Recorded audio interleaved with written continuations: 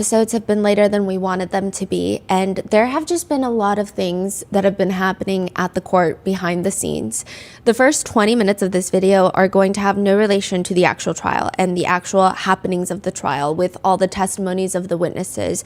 So the first 20 minutes are honestly just some behind the scenes information on things that we've been kind of working with. So if that is no interest to you, just skip ahead. I will say though, it has been a rough few weeks. This is our fourth time moving locations. One of them was completely unrelated to the case, and the rest of the times that we've moved to different places to stay, it's just been getting weird, and we're taking all the necessary precautions to keep the entire team safe. And I feel like I haven't really spoken about any of the things that have been happening behind the scenes, so I just want to fill you guys in. There has been so much happening inside the courthouse, or right after the court, or the entire team, like right before we go into the courthouse, and it's just things that we can't really put our finger on. And at the risk of sounding like we're overly paranoid, I'm just going to try and tell you and explain why I think that we've been on edge recently. I'm just going to paint the picture for you. This is not creepy, it's just pure chaos. Outside the courthouse, it is a literal zoo every single day. I see TikToks here and there of people capturing this chaotic tornado that's happening, and it is wild how desensitized everybody is getting to just how incredibly messy everything is. A few days ago, there was a man who came to the courthouse with this giant 2x4 plank of wood, and he was, in a rather menacing way, slamming it against the street poles. He swung it at a reporter. Thankfully, she did not get hit, but it was still terrifying nevertheless. And this is actually the second time within the span of like a few business days that the police have been called on this specific person. He has been around the line for a while. He has been consistently standing in the line to get into the courthouse, and then in the morning, he tries to sell his spot.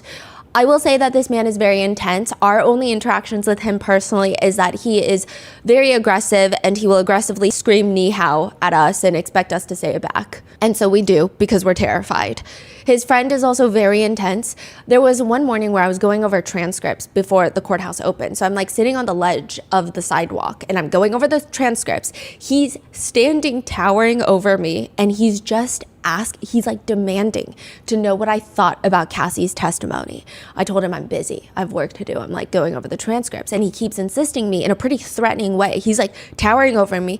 Why can't I help you? You don't think I can help you? You don't think I'm capable of helping you? I'm telling you I can help you right now. And it just took so long to get him to finally walk away. He was definitely erratic, unpredictable.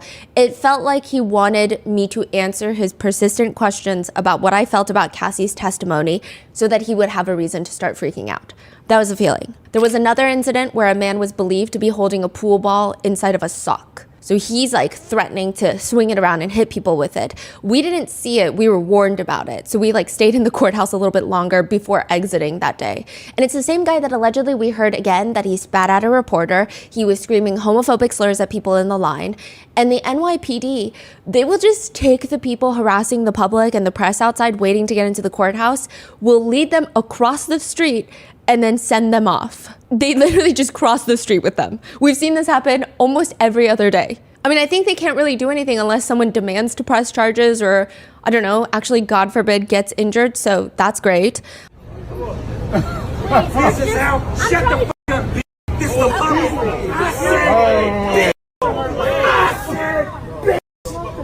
I said, shut the fuck up, bitch. I said, I called you a bitch. There is heavy police presence there. The US Marshals are out there every single day, but there are just nonstop people, unwarranted, unprompted, just spawning out of thin air, screaming at everybody. I honestly feel like some of these people are coming to the courthouse to get a fight out of their system. That's the feeling. That's the only way I can describe it.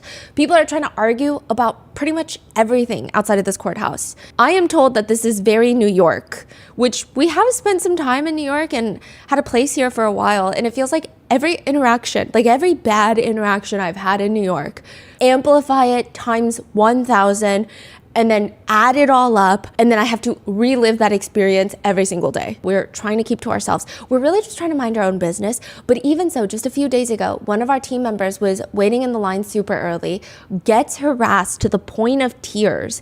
A passerby is cursing at her, screaming belligerently at her, tries to snatch her phone from her hand. We've been told that she's been starting quite a few fights outside the courthouse. This is completely unprompted. She's screaming racist slurs at our team member's face. Nobody cares.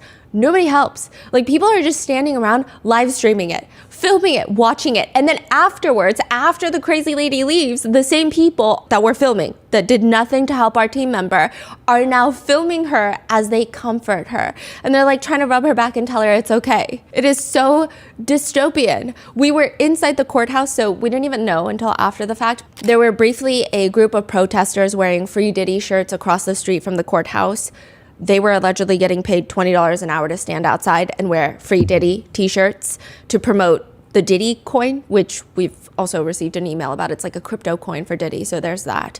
There are people seemingly thirsting after Sean Combs' sons when they arrive and leave for court, with one supporter of the son, not Diddy's supporter, kissing Justin Combs on the cheek. Which, speaking of, I will say, there has been an uptick of Diddy supporters coming into the courthouse through the public side. One supporter even tries to hand Sean Combs a stack of papers, which Officer Riz promptly put an end to, but there was a futile attempt. The supporters staying outside the courthouse, they've been slightly confrontational with the press and confrontational with a lot of others that are just live streaming right outside. So that's just setting the scene of what's been happening outside the courthouse. Also, why is fresh and fit Myron in the courtroom?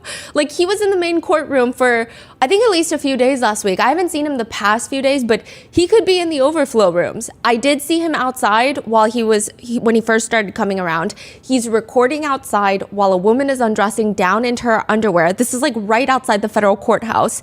This is how chaotic it's been. Which, if you're not familiar, Myron is the Fresh and Fit guy. If you're luckily unfamiliar with his podcast, which I don't even think is around anymore, he would have this format where he would bring a bunch of women onto the podcast, many of them being OnlyFans models, and he just essentially berates them for being alive. I mean, that's factually incorrect, but emotionally, that's what you're gonna feel from the podcast. There are at least 5 times I wrote in my notebook, why is Myron here? Like, I don't know why he's here.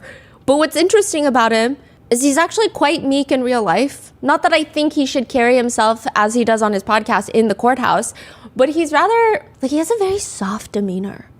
Softer than other content creators that I run into in the elevators, which is not what I expected of him. Like, we were in the elevator with him once and everybody's shuffling out and we were waiting for him to leave and he's just like, oh yeah, no, please go ahead.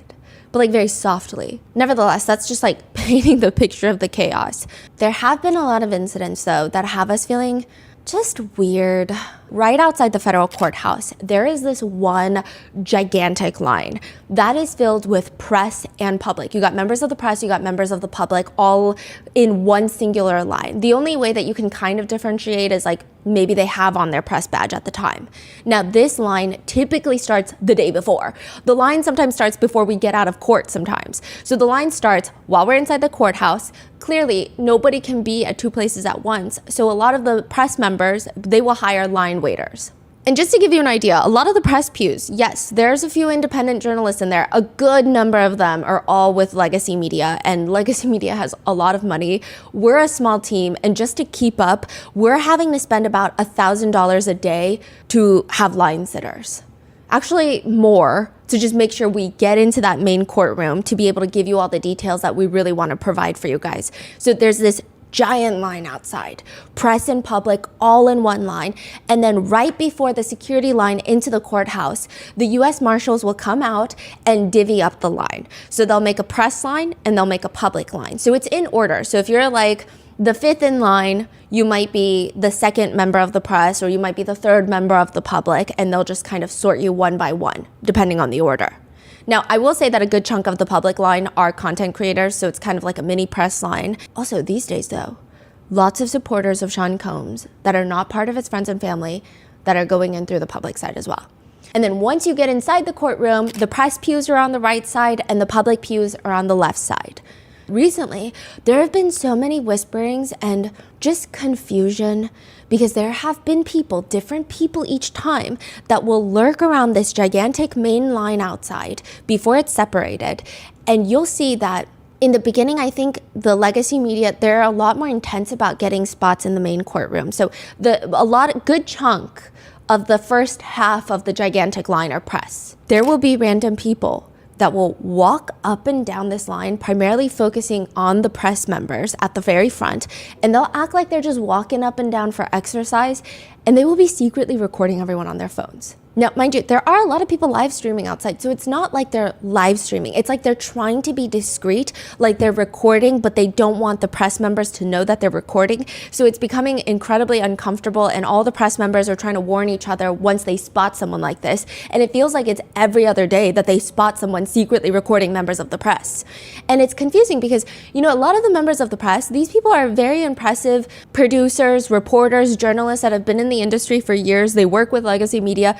They're not the type of people that are just going to say unhinged stuff in broad daylight in a public setting or air out confidential information on the side of the street. So it's not like you're recording the press members saying anything salacious or juicy or even worth capturing on camera. It feels like they're recording to get a general vibe of the members of the press. Because right before we go in, we might have small talk about maybe yesterday's testimony or like what's to be expected when we walk in today, who's testifying today. Like there's little conversations like that where maybe you could see each members of the press, maybe you'll see a little bit of their feelings about how it's going, maybe you'll see like tiny bits of their opinions, nothing salacious. Maybe it's more like, oh, I almost cried when she was testifying.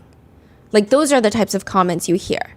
It's really not worth recording. And I say that it's been weird because those same people that are trying to discreetly record, they will often approach members of the press asking questions about how they feel about the case thus far. And they'll try to do it in a very casual manner. But again, we're all warning each other that they're recording us. I think it's been pretty easy for my researchers and I to tell if someone that we meet near or outside or even sometimes inside the courthouse is a genuinely curious person, or if they're asking a lot of strange questions. And that's why it's so hard to explain any of this in a way that doesn't make us seem super dramatic, because we'll get similar questions asked by people who we feel are genuinely just supporters of the podcast or just intrigued because maybe they themselves are trying to start social media. So the past 2 weeks, we have had almost, I want to say it's like more than a handful. I think it's been like 8 or 9 times in the past like week. Not people that we see in the courtroom every single day. Completely new faces that will come up to us, tell us that they love our show, Rotten Mango, and then they keep asking us where we're staying, which hotel we're staying at, which part of the city we're staying at. And of course, we give them very non-committal answers because that's a very invasive question to ask. Not only that, they even ask like, who's here? Yes. Oh, I'm going to get into that. So like just to give you an idea, like clearly if someone is a member of the press or if it's a fellow content creator or somebody that I see every single day and we have some sort of foundation and they ask me, where are you staying? It feels like, oh, because we're all trying to get a gauge of all the hotels nearby, which one's a good one, which one has good amenities for after court. But these are random people that are like, hey, by the way, I love your show. Nice to meet you. My name is blank. Where are you staying? It's like instant.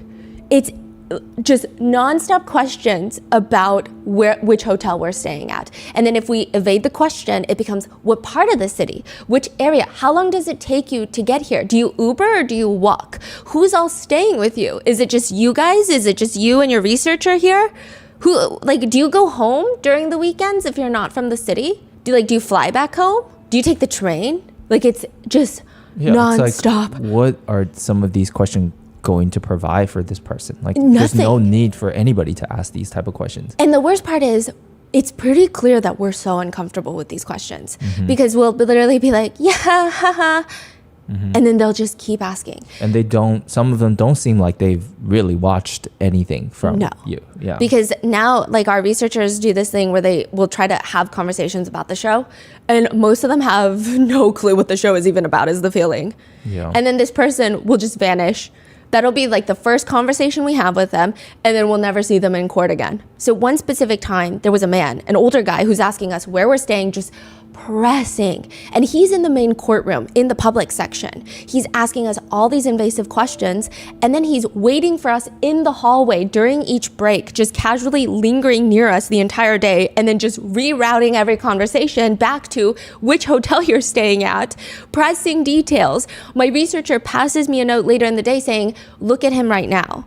He doesn't even have a notebook.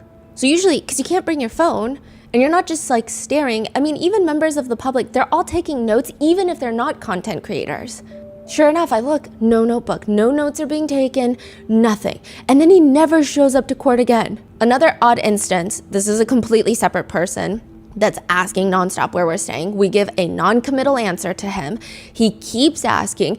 And again, it's not giving that, hey, I'm genuinely curious because I'm also staying at a hotel.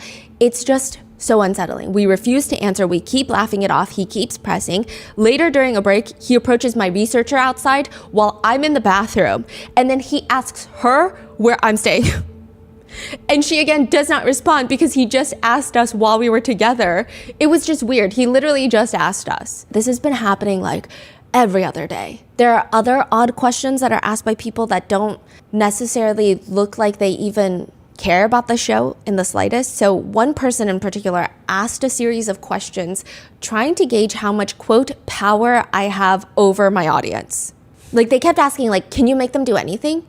And I was like, do you think I like run a cult? I think half of them don't even like me that much. Like, what do you mean? What do you mean I can't make them do anything, period? But they kept asking, like, well, you don't think if you say something, they would listen to you? And I'm like, I don't think so. I think they would do their own research. And it did not seem like this person cared at all about this show. Now, this could be completely unrelated in addition to everything else that I've just talked about. And everybody's already pretty intense. There was one instance where we're walking out of the courthouse. We run into someone who's like, hey, I love your show. That's it. And then they like come in for a hug. It was kind of abrupt. I was a little bit taken off guard. I love your show. Pulling me in for a hug. And my researcher snatches my arm, pulls me back and is like, we gotta go. Our car is here. And I thought it was kind of strange. So we get into the car and she's telling me their hand was like elbow deep into your tote bag. It's clear that they're looking for something. Now, I will say that my tote bag opening is quite large, but it's right under my armpit. So you would have to attempt to stick your arm in there. It would not be an accident, like, oh, I'm hugging you and my hand just ended up in this side. It's like elbow deep. So, I mean, I guess they could have been trying to steal my wallet, but it was weird. There's a lot of other small incidents that have taken place over the past week and a half. It feels like the weirdness and the influx of all these odd questions of where are you staying? How much influence do you have increased, especially the where are you staying ones. I mean, I've never had that many people ask me where I'm staying. And maybe it's coupled with all the chaos outside, with the people like threatening to hurt people with a pool ball and a sock outside. Maybe it has to do with the intensity of the case itself, and it's just all accumulated into this very stressful situation. But we have been just taking a bit more time to worry about our surroundings. Honestly, nothing really happened. It's just, you know, when you have a gut feeling like something's not right, it's kind of a lot of those that have been creeping us out, and we're just trying to stay on top of it before it escalates to anything. We could definitely just be paranoid, but I wanted to keep you guys updated on everything that's going on behind. But as of right now, nothing has really happened. Don't be worried. Nobody here is terrified. It's just been weird, and we're trying to be alert. We've been moving around to different places where we stay been more mindful to just not come straight back to where we stay after court. Just taking all these like necessary small steps, and it just takes time. Because it's not just me, it's my researchers, it's my whole team. We're all just trying to make sure everybody feels safe and comfortable. And that's what we've been dealing with more in the past week, but I think that we should be able to get episodes up more quickly. I think we have a really good plan in place for all of us to feel safe, and hopefully it works. So with that being said, let's get into the actual episode. We would like to thank today's sponsors who have made it possible for Rotten Mango to support Achievement Centers for Children. They're a nonprofit organization helping children and adults with disabilities to achieve their greatest potential. This episode's partnerships have also made it possible to support Rotten Mango's growing team and also our constant moving around in the city, bringing the team to the city. And we'd also like to thank you guys for your continued support as we work on our mission to be worthy advocates. As always, full show notes are available at rottenmangopodcast.com.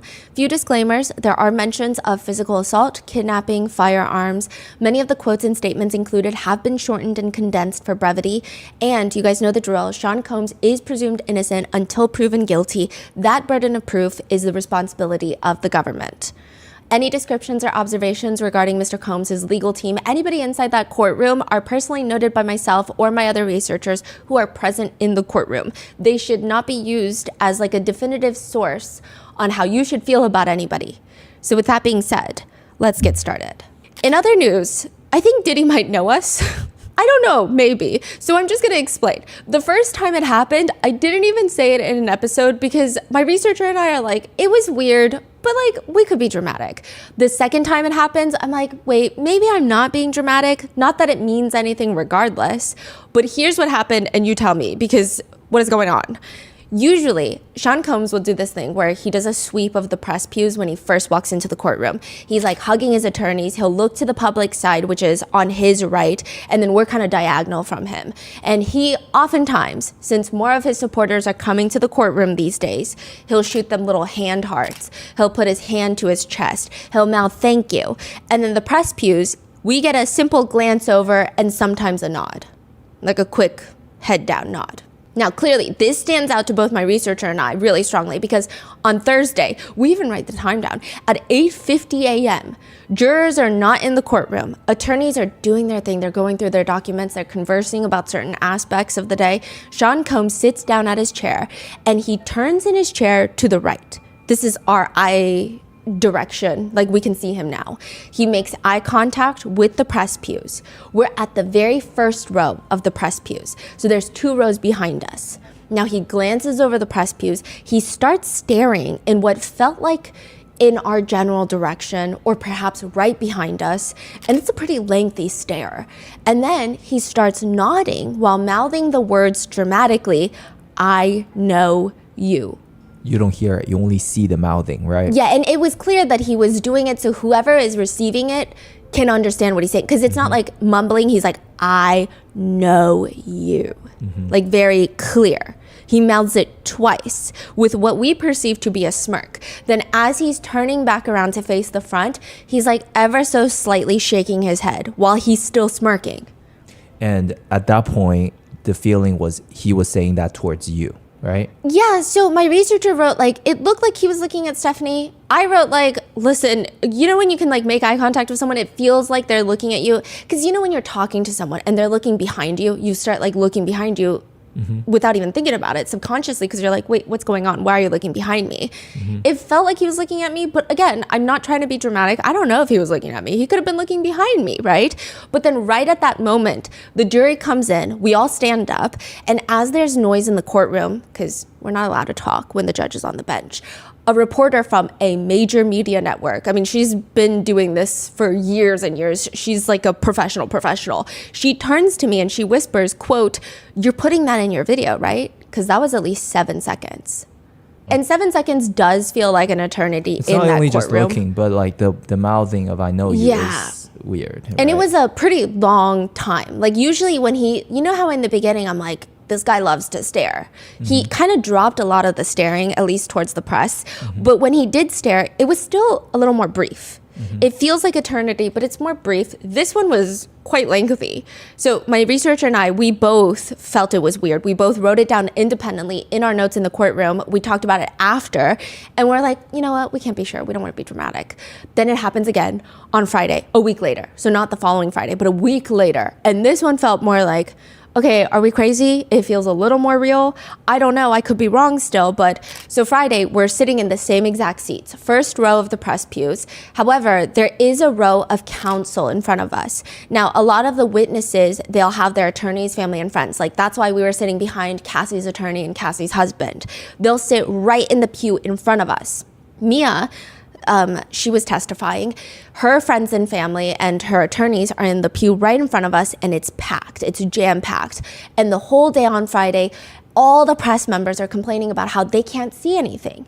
And we're in the first row of the press. And it was difficult for me to see sitting like this. Like I couldn't see the witness and the defendant. Like I could see the witness, I could see Mia, but I can't see the defendant that well. So my entire neck was crooked the entire time. So my researcher is focusing on the witness and her body language. And I was like, okay, I'm going to focus on the defendant then because I got to turn my neck. We can't just keep moving our heads because we don't want to bother the press behind us. So my head is poked out like this. I had to put pus on my neck. I'm trying to describe how much my neck was turned. So on Friday, there's this moment where there's a sidebar. Sean Combs' attorneys are near the front of the courtroom with the judge.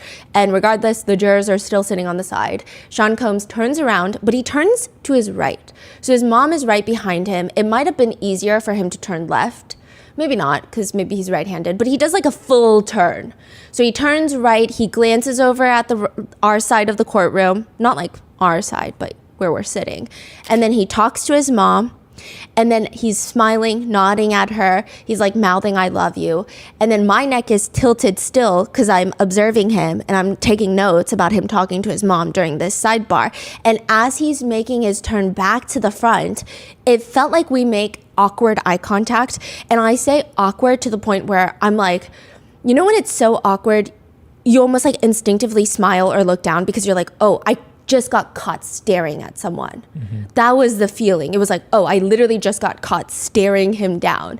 And he starts rubbing his chin with his left hand and mouths what appears to seem like, I know you, I know you. And this time it seemed more pronounced because as he's rubbing his chin with his left hand, he does like a slight index point. It's not like a point. He's not pointing his finger, but it's kind of like a hand gesture, like I know you, like kind of like you, like almost pointing at you, whoever you is. Then he turns to the front. And it was just so odd. And regardless, to us, not to us, it was intense. It was odd. Maybe he's talking about the whole press as a whole. I don't know. Weird.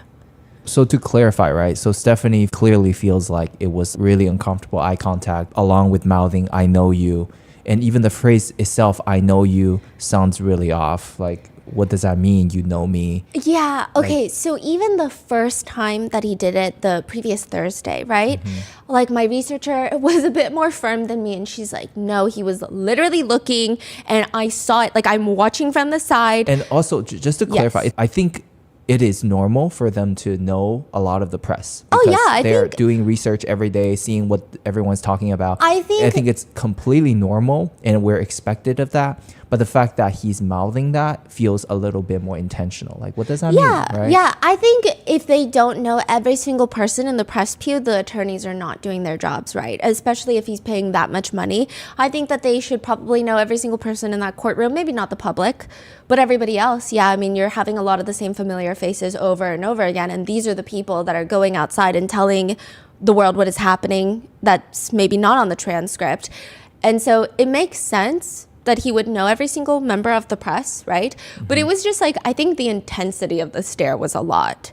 It just is an intense moment. And I think the first time it happened, my researcher was a bit more firm in the sense of like, no, he was saying, I know you.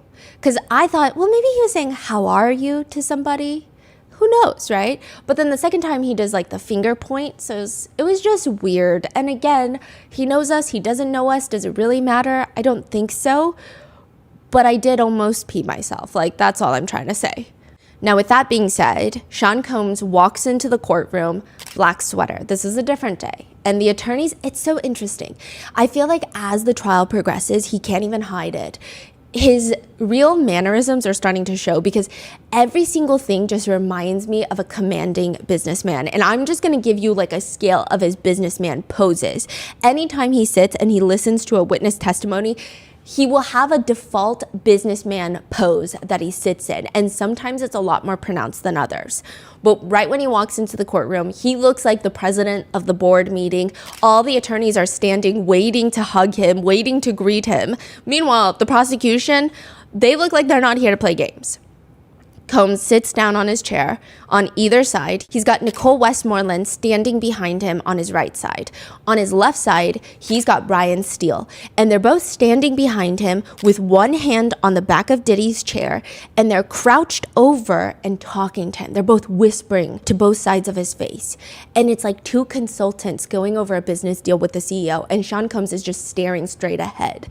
Meanwhile, Tenny Garagos and Mark Agnifilo walk in. Combs stands up. He pulls out Tenny's chair for her, even helps her scoot in, which apparently she's 4 months pregnant with her second child. Mark Agnifilo, also very busy. He is the type of student that I feel, even before a test, everybody else in the classroom is like, you know what? If I fail, I fail. He's the one that still knows in his textbook until the very last moment. He's not talking to anybody. He's just studying his notes. And to give you an idea, Judge Arun The judge, very firm, but he's also kind of sick of everyone right now. For example, in a sidebar, both sides are only allowed to have 2 lawyers from each side at the sidebar. But the defense team, because they have practically a whole football team of lawyers, they always consistently have more than 2 lawyers that go to the sidebar. And maybe Mark Agnifilo can see that the judge is getting annoyed because he mentions to him, I know you have a 2-lawyer rule at the sidebar and I know we've been breaking it, so I'm guilty. And the judge just says, well, it's like Who Wants to Be a Millionaire? You get a few lifelines, but you're running out. And it's going to be a very intense day. The next witness on the stand is Capricorn Clark. Everybody has been anticipating her testimony, considering she's the one that has claimed she was kidnapped by Sean Combs. I mean, that's a lot to unpack. Capricorn Clark, she walks in looking so casual. Like a lot of the other witnesses, they've come in very well dressed, very well refreshed. They don't look happy, but they look like they're ready for a fight. They look like they're ready for battle. They look like they're ready for testimony. They look like they're prepared. Capricorn Clark walks in and she looks like, this doesn't even look like Monday at her work. This feels like a Wednesday after a crazy Taco Tuesday. Like, that's the vibe. Her hair is tied back. She has on these giant eyeglasses that cover half of her face. She doesn't look like she has much makeup on. She's wearing a white shirt, super thin, and a pinstripe skirt. What's interesting is if you actually look at photos of her leaving the courthouse, she's not wearing that same outfit. She's actually wearing a pinstripe vest and nothing underneath. So it's like a tank vest and you can see her belly button. It's cropped. You can see the tattoos on her arm and it's a perfect match with her skirt. I don't think the prosecutors liked that. So someone gave her a long sleeve white t-shirt. Oh. Yeah, I don't know when she walked in, someone made her change. It seems like it. I don't know if it was the prosecutors or her own counsel, or maybe it was one of her friends. I don't know. But someone was like, maybe you should wear this. So someone changed her out of the vest? Yes. Okay. Because you could see tattoos, you could see a lot of shoulder, which, I mean, it's court, right? I guess no shoulders. And you could see her belly button. So I don't know whose shirt it is. She walks in and you can just... I think the minute she walks in, you can kind of tell that she's already going to have a very interesting testimony because she just looks like she is not very prepared for the testimony. And it seems like everybody else is very prepared for the testimony. They've talked it over with counsel. Like, this is something that they knew and they were anticipating was going to happen. Capricorn Clark looks like she's already crying on the way to the witness stand. Like, she looks very relatable in the sense of like, because same, I would also be a wreck. That's what it feels like. Now, Combs is doing the same thing where everyone in the pews, they're turning with Capricorn Clark as she's walking like she's a bride down the aisle. We're all like watching and turning our bodies facing the front with her. Sean Combs does not look back until she's in his view, and then he'll just watch her go to the witness stand. And with that, she takes the stand.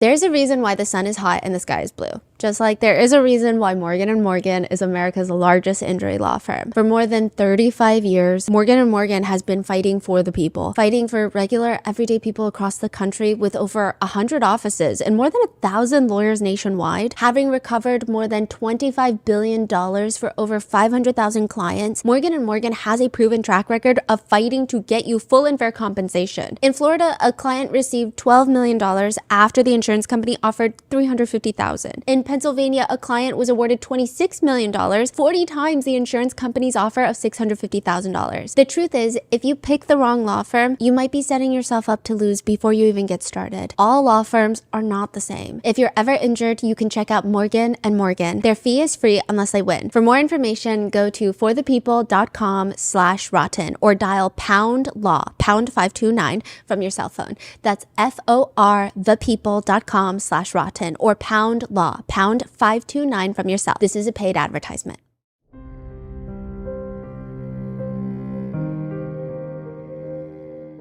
Now, we did a quick sweep of some old gossip blogs just to get an idea of how this was going to go.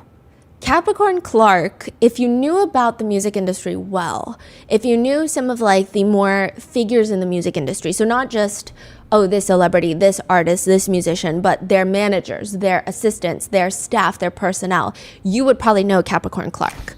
She was Combs' assistant and manager of his clothing brand, but she's also friends with celebrities like Rihanna and A$AP Rocky. She seems a bit like a socialite in her own right. That's how people talk about her in these gossip blogs. But out of nowhere, someone that has always been with Sean Combs, she suddenly gets fired. And so all these gossip blogs, like 10 years ago, they start speculating, why did she get fired? Why did she get fired? There's rumors that she was fired for stealing from Diddy. He shut those rumors down. There were rumors that she was having intimate relations with Diddy, and then Cassie found out. Those are later shot down. It's just so much is happening.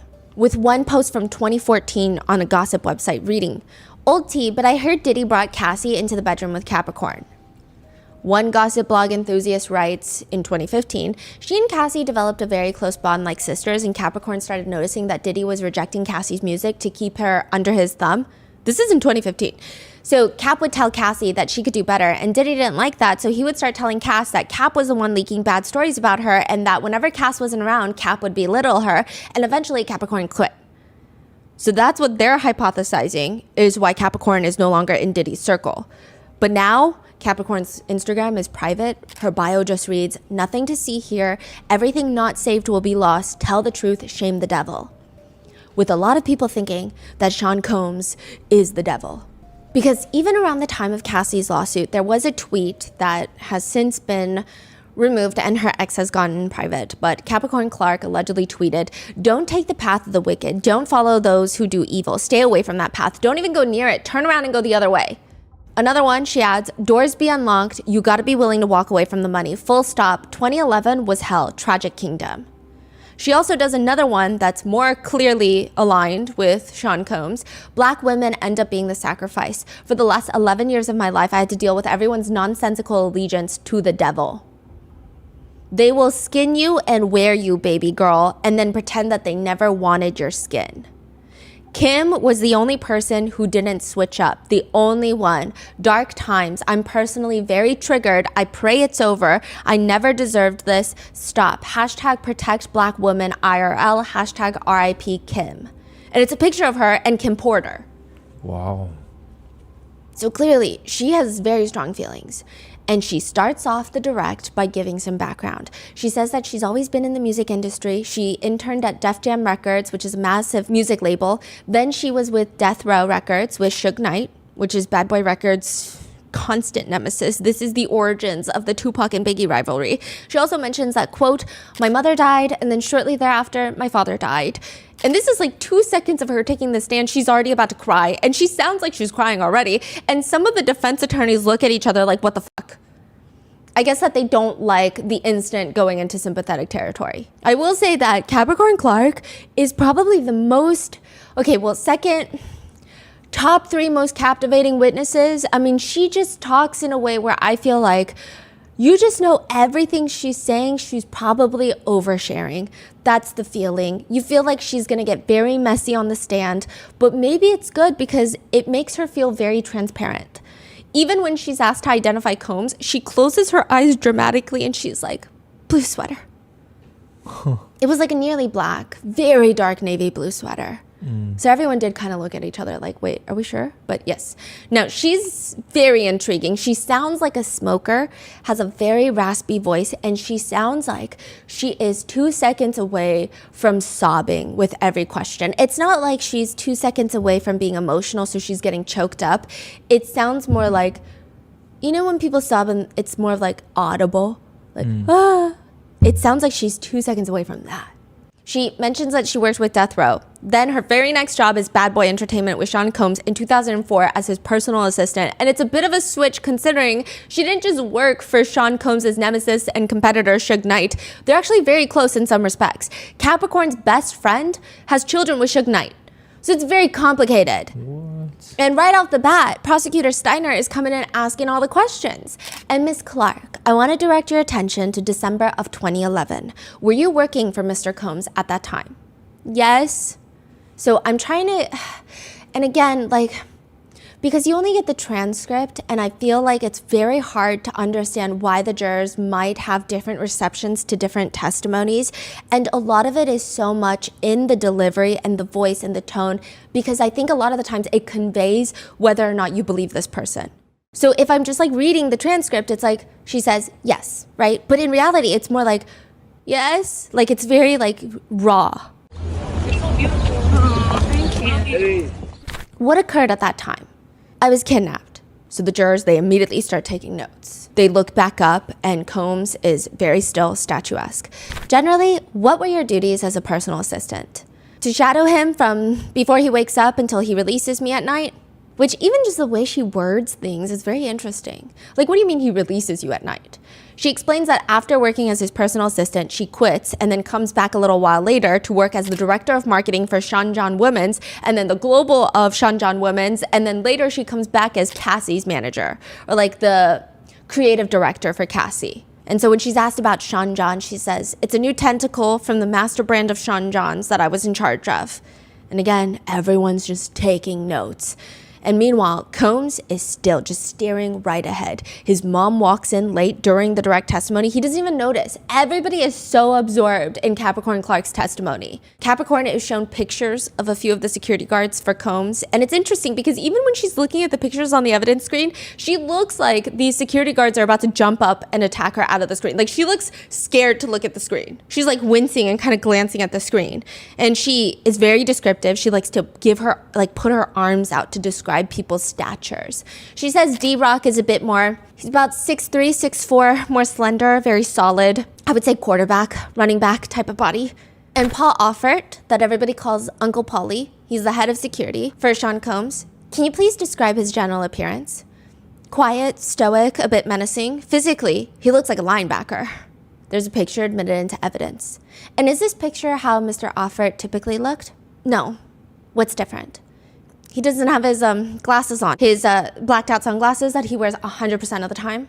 Capricorn Clark testifies that on the very first day of the job, working as Combs' personal assistant at like 9 p.m., it's dark outside in New York City, Sean Combs and Uncle Paulie take her to Central Park. Capricorn says Sean Combs tells her, I had no clue that you had anything to do with Suge Knight when I hired you. This is her first day on the job. And he basically says to her, according to her, if anything happens, if you do anything to, I guess, mess Sean Combs up or give information or intel to Suge Knight, quote, he would have to kill me. Mark Agnifilo during this entire direct testimony is a whack-a-mole. He's constantly standing up. Objection, judge. Sustained. Miss Clark, what was Mr. Combs' demeanor when he threatened that if anything happened, he would have to kill you? Calm. How did you perceive his threats? Very serious. Why is that? I felt like there was some gravitas to the fact that he might have had issues with Suge. How did you react when Mr. Combs threatened you? And she starts sobbing and her voice gets very high pitched. She's like, I said, we'll just have to see. That's the tone and it seems very emotional. Like she can't even hold it back anymore. Yeah, it's like she's starting to get very emotional. And this is like still early on, right? It's like 3 minutes in. During this, Combs is very stoic. He's sitting still, but his head is kind of cocked to the side a tiny bit. Meanwhile, Capricorn Clark is sitting there and she seems very anxious. She's moving around nonstop. Mark Agnifilo keeps jumping up out of his chair to object to everything. And the prosecutor asks, what do you mean by that? I meant that there was nothing I could do in Central Park to convince him that I was a trustworthy person. And I wrote down in my notes, you know when someone is drunk and emotional? I don't think she's drunk at all. I think she's completely sober. But just to give you an idea of her tone, like when someone gets very drunk, they get emotional and they start talking, it almost becomes like a kid. Do you know what I'm trying to explain? So it's more like, there was nothing I could do to convince him that I was a trustworthy person. It sounds like when you're drunk and you're trying to like explain something as you're crying, as you're emotional, but you're a little drunk. So it sounds kind of like that. And how does that make like the jurors feel when there see are that? A few jurors that never seem that intrigued by anyone. Even during Cassie's testimony, I felt like they would rather be anywhere else on this planet. Like they seemed, honestly, I don't want to use the word, but they seemed bored. Like a few of them. I think most of them were very in tune and taking notes, but a few of them, they just look bored every single day that I'm there. During Capricorn's testimony, they're jotting down notes like passionately, every single one of the jurors, because the emotion is so raw. I think Cassie's testimony, a lot of the words she says evokes emotions in people, but when she says it, most of the time, she does not convey a lot of emotions. She's saying it matter of the fact, this is how I felt, this is what happened. Capricorn Clark, you can't not feel her emotions because she feels it so heavily. So like when Stephanie came home that day, like she was saying, this is one of the most like I impactful. think most impactful testimony. I think everybody felt that way because here's the thing that everyone kept saying about Capricorn Clark, and like this is the best way I could phrase it. A lot of people said she's just captivating. My feeling is if you don't already believe her, you want to believe her because of how transparent she feels. She just feels like a mess, like a friend that you're like, oh my God, you're kind of a mess and I want to help you. Yeah. So she's like crying. I knew that I didn't have anything to do with any of that stuff that he possibly could have had. Objection, judge. So Mark Agnifilo is just nonstop objecting to everything. Capricorn explains that she still worked for Combs after the Central Park threats because she felt like, yeah, maybe I could have been more transparent about telling him that I worked for Suge Knight prior to all of this. But there were just other alarming things that happened during the course of her employment. There's this one time.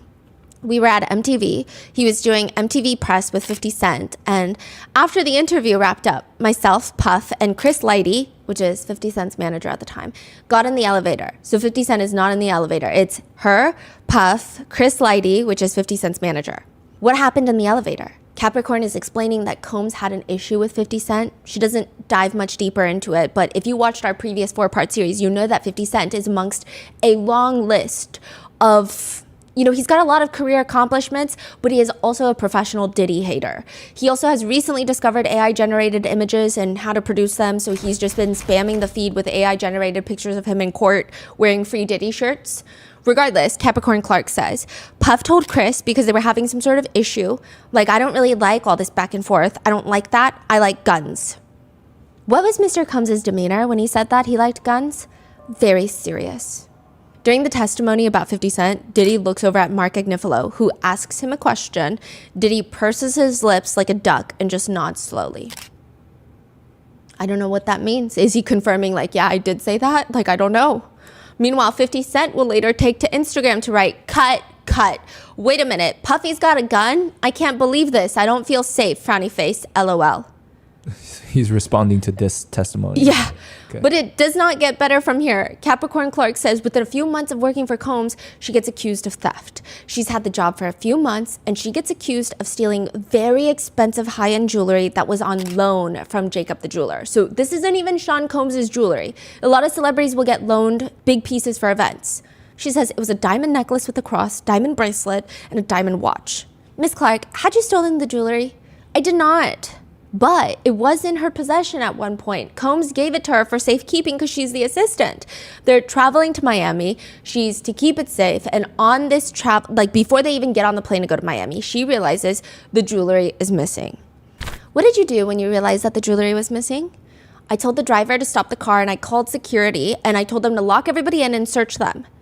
She tells Combs that the jewelry is missing and he's telling her, okay, well, I'm going to head to Miami for the event. You go back home to your place with Uncle Paulie, the head of security, with the blackout sunglasses.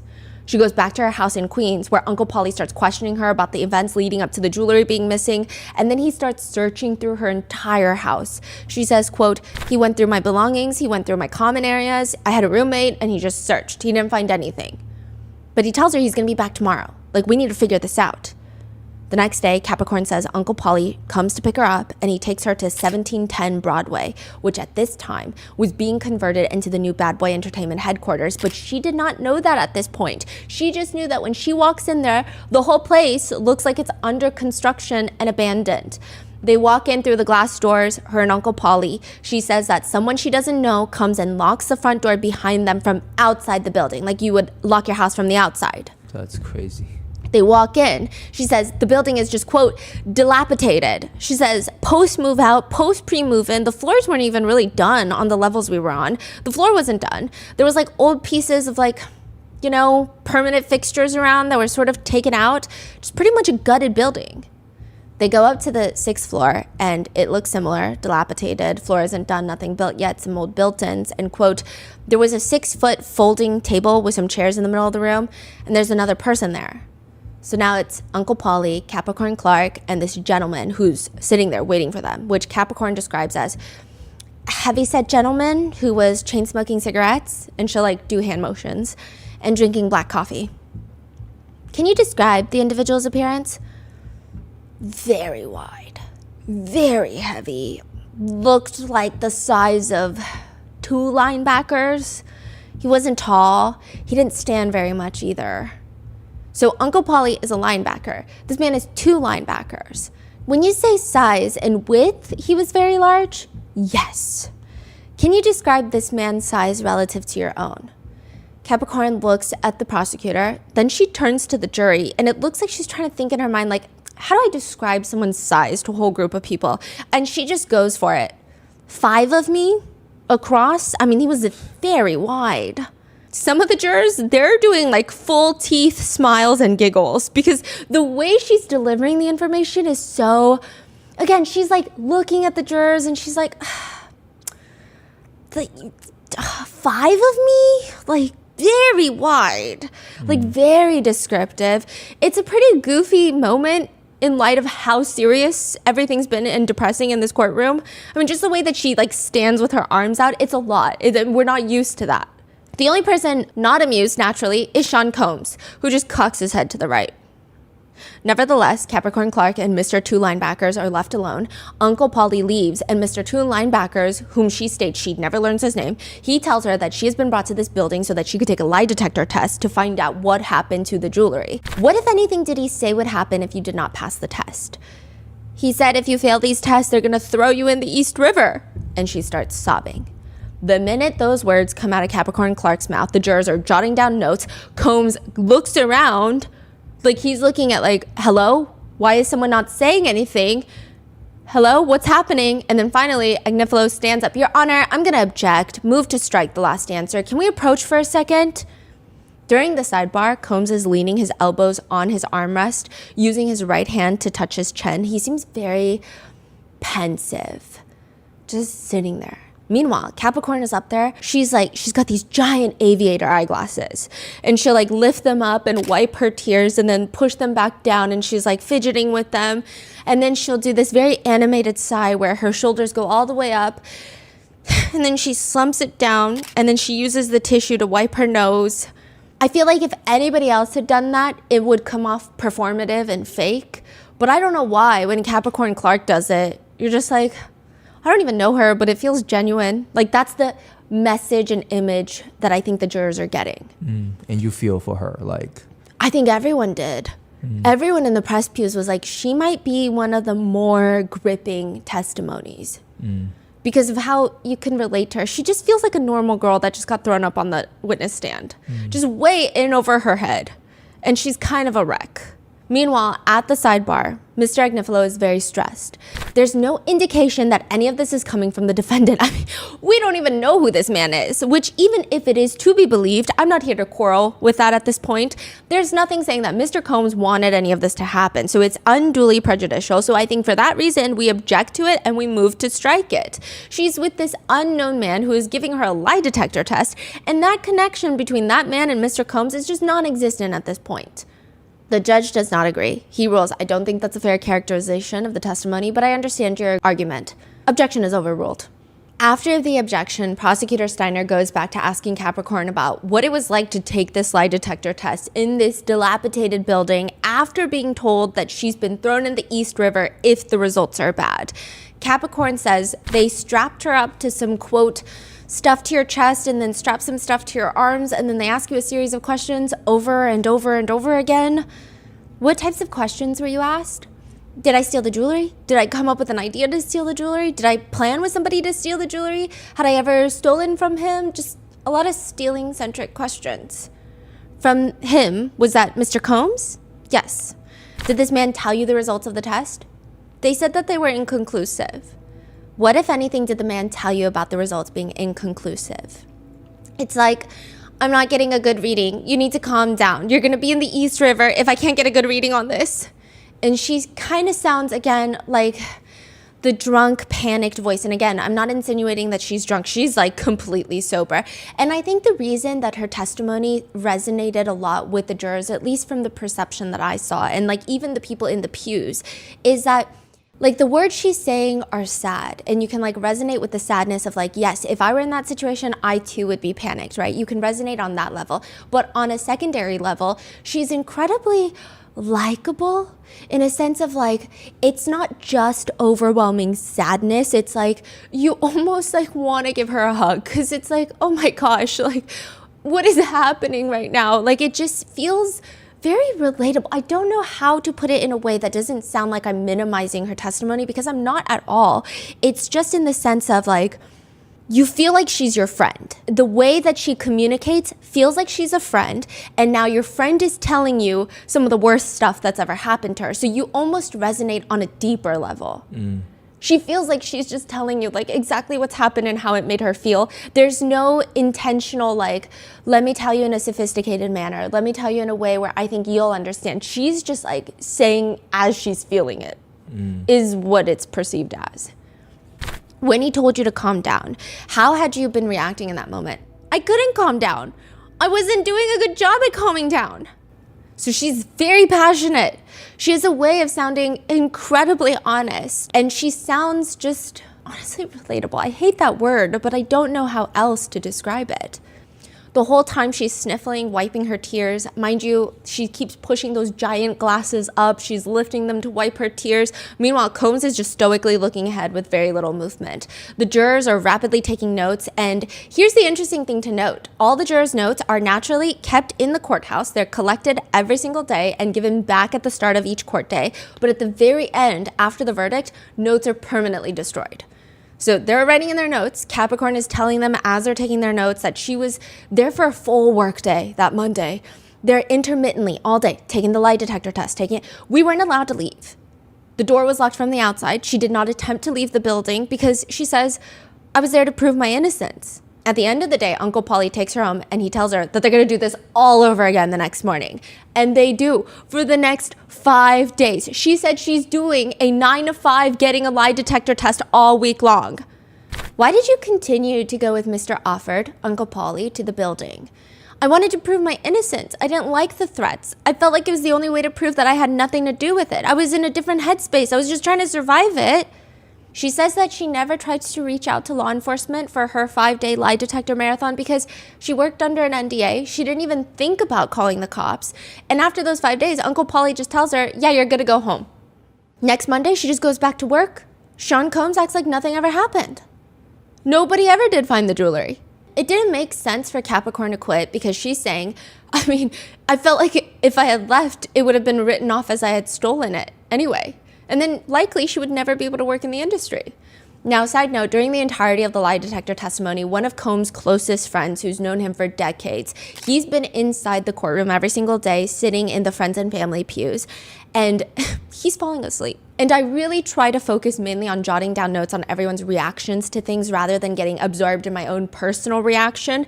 But that was kind of interesting to me because, sir, is that like a normal Tuesday? Like, have we just all gone through lie detector tests? Like the way that he was, because I'm thinking if I'm sitting there and there's a woman on the stand spewing lies about my childhood best friend, would I not be like awake and this is crazy? But he was falling asleep. He was like fully in REM. Now, Capricorn is asked, generally, what hours were you required to work as Mr. Combs' personal assistant? Probably start the day at his townhouse at 74th and Park at 9 o'clock in the morning and finish at Daddy's house or wherever we were sometime around 4 a.m. Daddy's house is the studio, not like Daddy's house.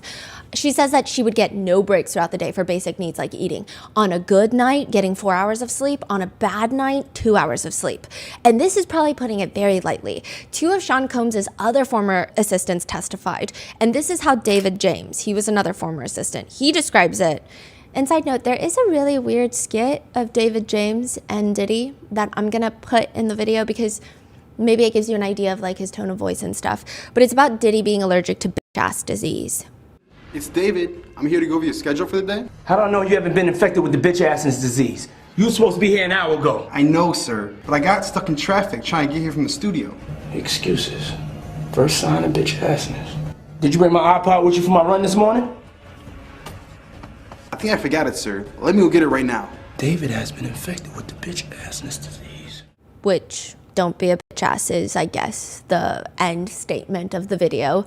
David James walks into the courtroom. Dave James was before Capricorn. Yeah, days before Capricorn. He seems less prepared in the sense of like, not the answering of the questions, but he walks in and it's like a restaurant. He's kind of waiting for the hostess to guide him to the witness seat is like what it feels like. He's just awkwardly staring and it's just uncomfortable. And in court, he's asked, generally speaking, Mr. James, what were your responsibilities as a personal assistant for Mr. Combs? How long do we have? He just starts listing everything he needed to do. Make every environment for him comfortable so he could perform his duties. There was a lot of organization of his personal items, traveling around the world with him, basically be at his right-hand side wherever he was. So what you want to do is you have to arrive at his house before he wakes up in the morning. It's important that you set the environment up as soon as he wakes up so he's able to have a successful day. So that would be to compile different documents. One of those documents, we have a folder on the table that would be everything that he needs to approve from a business perspective. If there is a certain artwork for an album he's doing, certain advertisements, he has to approve. There would be a file of business documents, and next to that would be his business schedule for the day that he would have laid out. We'd also have a folder for all the press clippings for any news mentions of Mr. Combs in the last 24 hours. So, like, this man knows everyone in the press pews. Like, you can't tell me he doesn't know everyone in the press pews. He just seems like he's intrigued by the press on him, okay? Which... I'm just saying, but more on that later. Continuing on, I would turn on the TV for him to his preferred channel, and I would work with a chef to make sure breakfast was getting started, and then I would knock on the door to get the day going and get his feedback as to if he was ready to wake up, if we needed to make adjustments to his schedule. From there, he would wake up and we would wait for him to be done with his breakfast. We would call down to security to let them know that Mr. Combs is getting ready to move out for the day, and we would travel around the city, especially New York City. Then it's dinner, which he later notes it's pretty standard for Combs to have a 3-hour dinner. Then it's studio for work on an album, quote, that would take us to about 3-4 o'clock in the morning, and then from there we would either go back to his personal residence or to a destination of his request, and we would get a call time at the end of the night. It was important that I didn't leave his side until I got the call time to know what time to be back tomorrow. I would text the executive team, his security staff, and let them know what time I'd be back for tomorrow once I got that call time. At like 4 a.m., 5 a.m.? Yeah. Wow. So generally, what were your hours? I would say my hours would start 30 minutes before he woke up until he gave me that call time at the end of the night, which could be anywhere between, 4 in the morning to 8 in the morning. Wow. How many days per week were you on duty? Depending on the personal staff at the time, some days it would be 6 days a week. There were times I worked 3 weeks straight. When we had more executive staff, I would work sometimes 5 days a week. All of that, and David James was paid $70,000 a year. Which, side note, it seems that Mr. Combs is very particular about how he likes everything done. Another former personal assistant that testified, George Kaplan, he says he has to make sure all of Combs' toiletries in his bathroom are facing forward, and the process of making sure all of these little things and adjustments were made before he wakes up would take at least 30 minutes. Now, back to the press part. There was one incident where David James says he was off that day, but still at the Combs residence. I was sitting at the computer in his office. I was working on a research project for Mr. Combs. He wanted to get new tattoos, so I was looking up different options for him. He entered the house at the time. He had been at the club with Miss Ventura, another assistant, and security. As soon as he entered the door, he beelined straight towards me, and he came right over to me, looked over my shoulder, asked me what I was doing, and I said, I'm doing a research project for you, sir. He told me that someone was lying on him, and someone did a blog post that somebody hit Cassie, and he looked at my browser history to see what websites I had been visiting that night. So he was following gossip blogs too. Diddy was? Yeah. Okay. And then he comes home and he's like, are you the one that wrote the gossip blog? And he's like checking the browser on David James's history. Oh. David is like, I did not. It was jarring. He'd never done anything like that. Now, side note, I did find the old gossip post. I think this is the one that they're referencing, but it reads, according to a reliable source, Diddy beat the shit out of Cassie for talking to another guy. He pushed her to the ground and kicked her in the face, and this is not the first time he's hit her. Details to follow. David James says that during his interview, Vashta, the senior VP of Human Resources, pointed to a picture, this is before he's even hired, pointed to a picture of Sean Combs on the wall, and she allegedly tells him, this is Mr. Combs' kingdom. We're all here to serve in it. It was very intense. There's a whole multi-step interview process where at the end, David James is asked by Sean Combs why he should be hired, and he tells Mr. Combs, I can't stop, I won't stop. And he said that at that point, Sean Combs was nodding his head like, yeah, I like that. David James also mentions in his direct that he was given a lie detector test after a Cartier bracelet went missing. And he says that Uncle Paulie came, searched his things, did not find anything, and then gave a lie detector test. At this point, Combs passes another note to Tenny Garagos.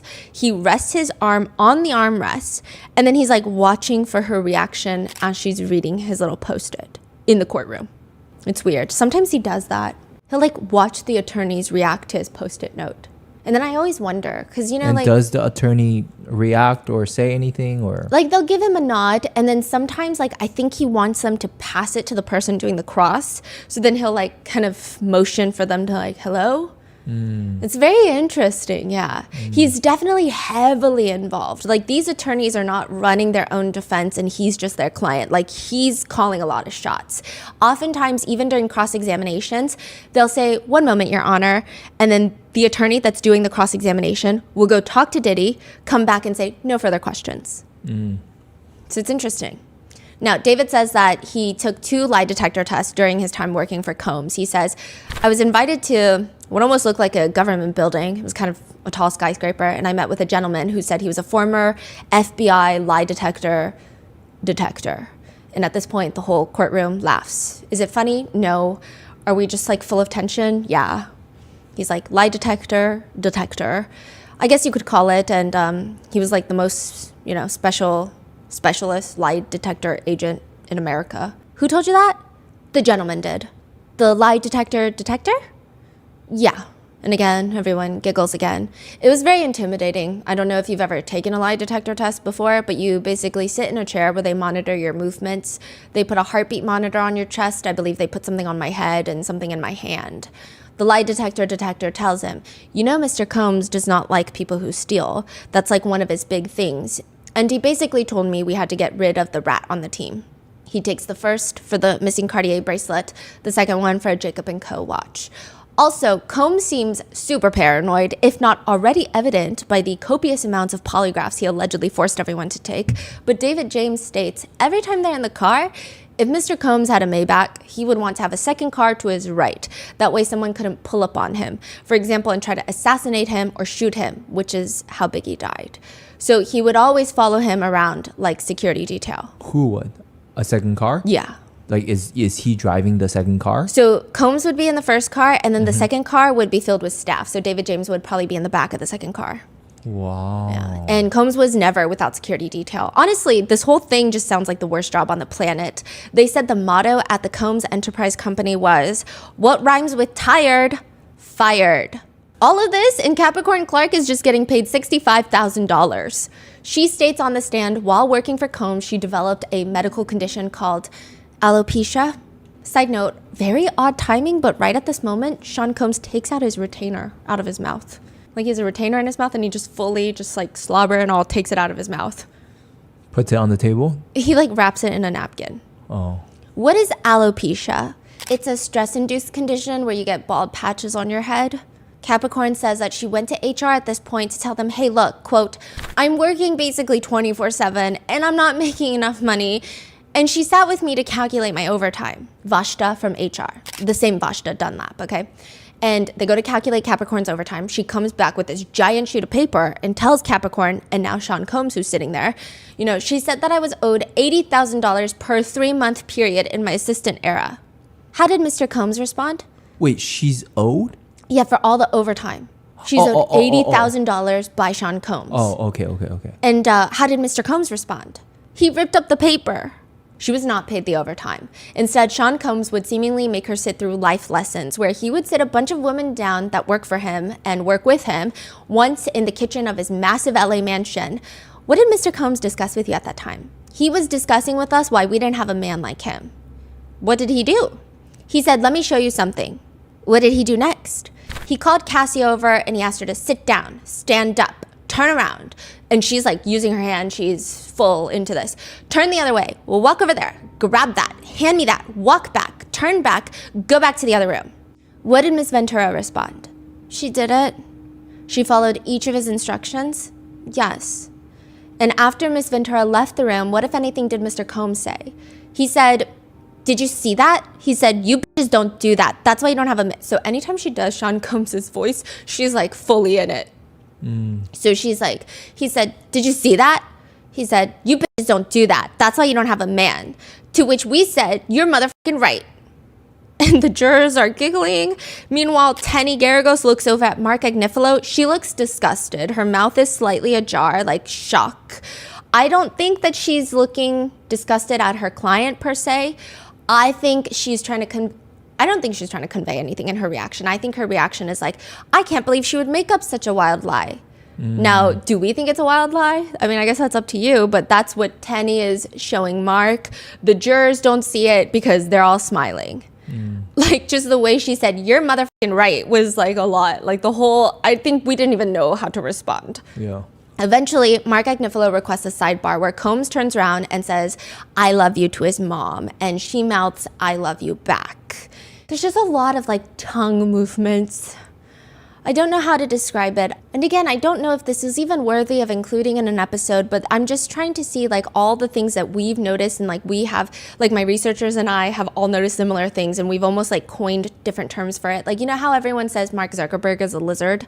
I feel like maybe all billionaires are lizards. A few members of the Combs family have very interesting mannerisms with utilizing their tongue. So Sean Combs, he will lick his lips, and when he licks them, he does them so quickly. And he'll like stick his tongue out and do like 3 licks of his lips very rapidly. And we always try to understand when and why he does it, and if it's just his lips are dry or if it's like something else, I don't know. And then Christian Combs does this thing where it seems like when he feels defensive, he kind of sticks his tongue out of his mouth to the side, like. I see. But it's always in very specific moments. So I think we're just trying to understand what those moments are. And then even when his mother is saying, like, she very dramatically says, I love, like her tongue almost touches the tip of her nose when she says love and love. Wow. Yeah, and we both wrote it down, and I thought maybe I'm like paying too much attention to random stuff. But my researcher and I were cross-referencing notes, and we're like, oh yeah, that was kind of intense. I don't think it means anything. I mean, it seems like his mom really does love him. He blows kisses. She smooches the air. Meanwhile, Mark Agnifilo is very busy at the sidebar. This is becoming just a wholesale character assassination. I'm not sure what many of these things have to do with the charges. The judge tells the prosecutor to move on with the line of questioning. But I think the effect on the jury is already kind of done. I've never seen the jurors more engaged in Capricorn's testimony. She just has this way about herself. Again, the best way I described it to my husband when I got home after the testimony was, if you don't already believe what she's saying, you want to believe what she's saying. Because she's just so emotionally transparent that you cannot fathom someone could make this up. Like, for example, even listening to her is just fascinating. When she's asked about what Mr. Combs did when he received €100,000 for a club appearance in Europe, she just responds like crinkling her eyebrows. She looks at the prosecutor like, what kind of dumb question is that? And she goes, keep it? And they're like trying to ask, where did he keep it? But she's like, keep it? I don't know. So it's just very real. Capricorn goes on to detail that Sean Combs likes to throw phones at people when he's upset. He would do that often. That's like his thing. And he was not just violent with Cassie. He was also violent with his staff, including Capricorn Clark. She says there was this one time in his mansion on 2-Star Island in Miami where he sends Capricorn on an errand. Pharrell Williams, who was a music producer, now he's... Louis Vuitton. You know who he is, yeah. His manager came over and was dropped off by boat. Because this is an island. Everybody has like a boat driveway on 2-Star Island or on Star Island. And so he's dropped off by boat, but then he has to go to another island where Pharrell Williams is shooting a music video. So Mr. Combs is like, hey, Capricorn. And I say Mr. Combs, sorry, because the prosecutors call him Mr. Combs. Sean Combs is like, hey, Capricorn, go drop him off at the other island. She hops in the boat with him, drops him off, but then she decides to stay on that island for like about an hour hanging out. An hour into it, she gets a phone call from Sean Combs. He's like, where the fuck are you? And again, when she is doing Sean Combs's like quotes, it's very intense. And like all the jurors, they're engaged. What did you do after you got that call? I went back to Star Island. What, if anything, did Mr. Combs tell you when you returned to Star Island? He said, see, your problem is you want a life and you can't have that here. And then she's just like wiping tears, you know? So the next morning, Capricorn wakes up. She goes to the kitchen to get some breakfast. I was making my plate. The chef was there. She was tired. I asked her where the turkey bacon was. And she said, there is no more fucking turkey bacon. She was very upset from a long night. And I just said, I hate it here. And then the chef walks outside, quote, to where Puff was standing on the back deck and told him what I said. It exacerbated her. He immediately looked at me and he said, you hate it here? And then he charged at me. At this point, she's holding herself in a hug while she's telling this story. When you say he charged at you, can you describe what he physically did to you? He ran towards me with his hands open and like pushed me by my shoulders, and she's using her hands to like motion. And he started pushing me back. In what direction was he pushing you? Out towards the front entrance of the kitchen through the butler's pantry. Approximately how far did he push you? About 25, 30 yards. The jurors are incredibly engaged. Even Sean Combs is taking down notes. And how was he pushing you? Just to make sure the record is reflecting the witness with open hands. Open hands, like right on my shoulder, like, you know? And she shows again. The top of your shoulders. What, if anything, was Mr. Combs telling you while he was pushing you in this way? He said, "You hate it here? Get the fuck out of my house. You hate it here? Get the fuck out of my house." Yeah, and he repeated it until we were outside. Can you describe the amount of force that Mr. Combs was using when he was pushing you? I would say like 75%. I never fell. I kept catching myself. Eventually, Uncle Polly comes to tell her to pack her things, and she does, and then she leaves. But she comes back to work for Mr. Combs again, and this time she says she only came back because her role was not his personal assistant. It was as his global brand director for Sean John. So he told her specifically he's not going to interact with her as much, and that's the only reason she came back. He was very impressed with her new work when she was gone, so at this point she signed with a record label. She was managing Sierra's newest album and R. Kelly's newest album at that point. She says Puff was very impressed with my work and was like, "I'm starting a women's line. You wouldn't have to work directly with me, but you can work for me and it'll be something right up your alley." And it was paying more than Samba Records was. She also worked closely with Cassie. I was her creative director and manager. And in 2011, she became more close with Cassie. She starts learning that she's dating Kid Cudi, Scott Mescudi, which she kind of admits put her in a tricky situation because she can't tell Combs about the relationship, obviously. But one day in particular, Cassie sends Capricorn a text. And this is where it all started kind of making sense. Remember, I was like, why is Brian Steele asking Kid Cudi about exercising?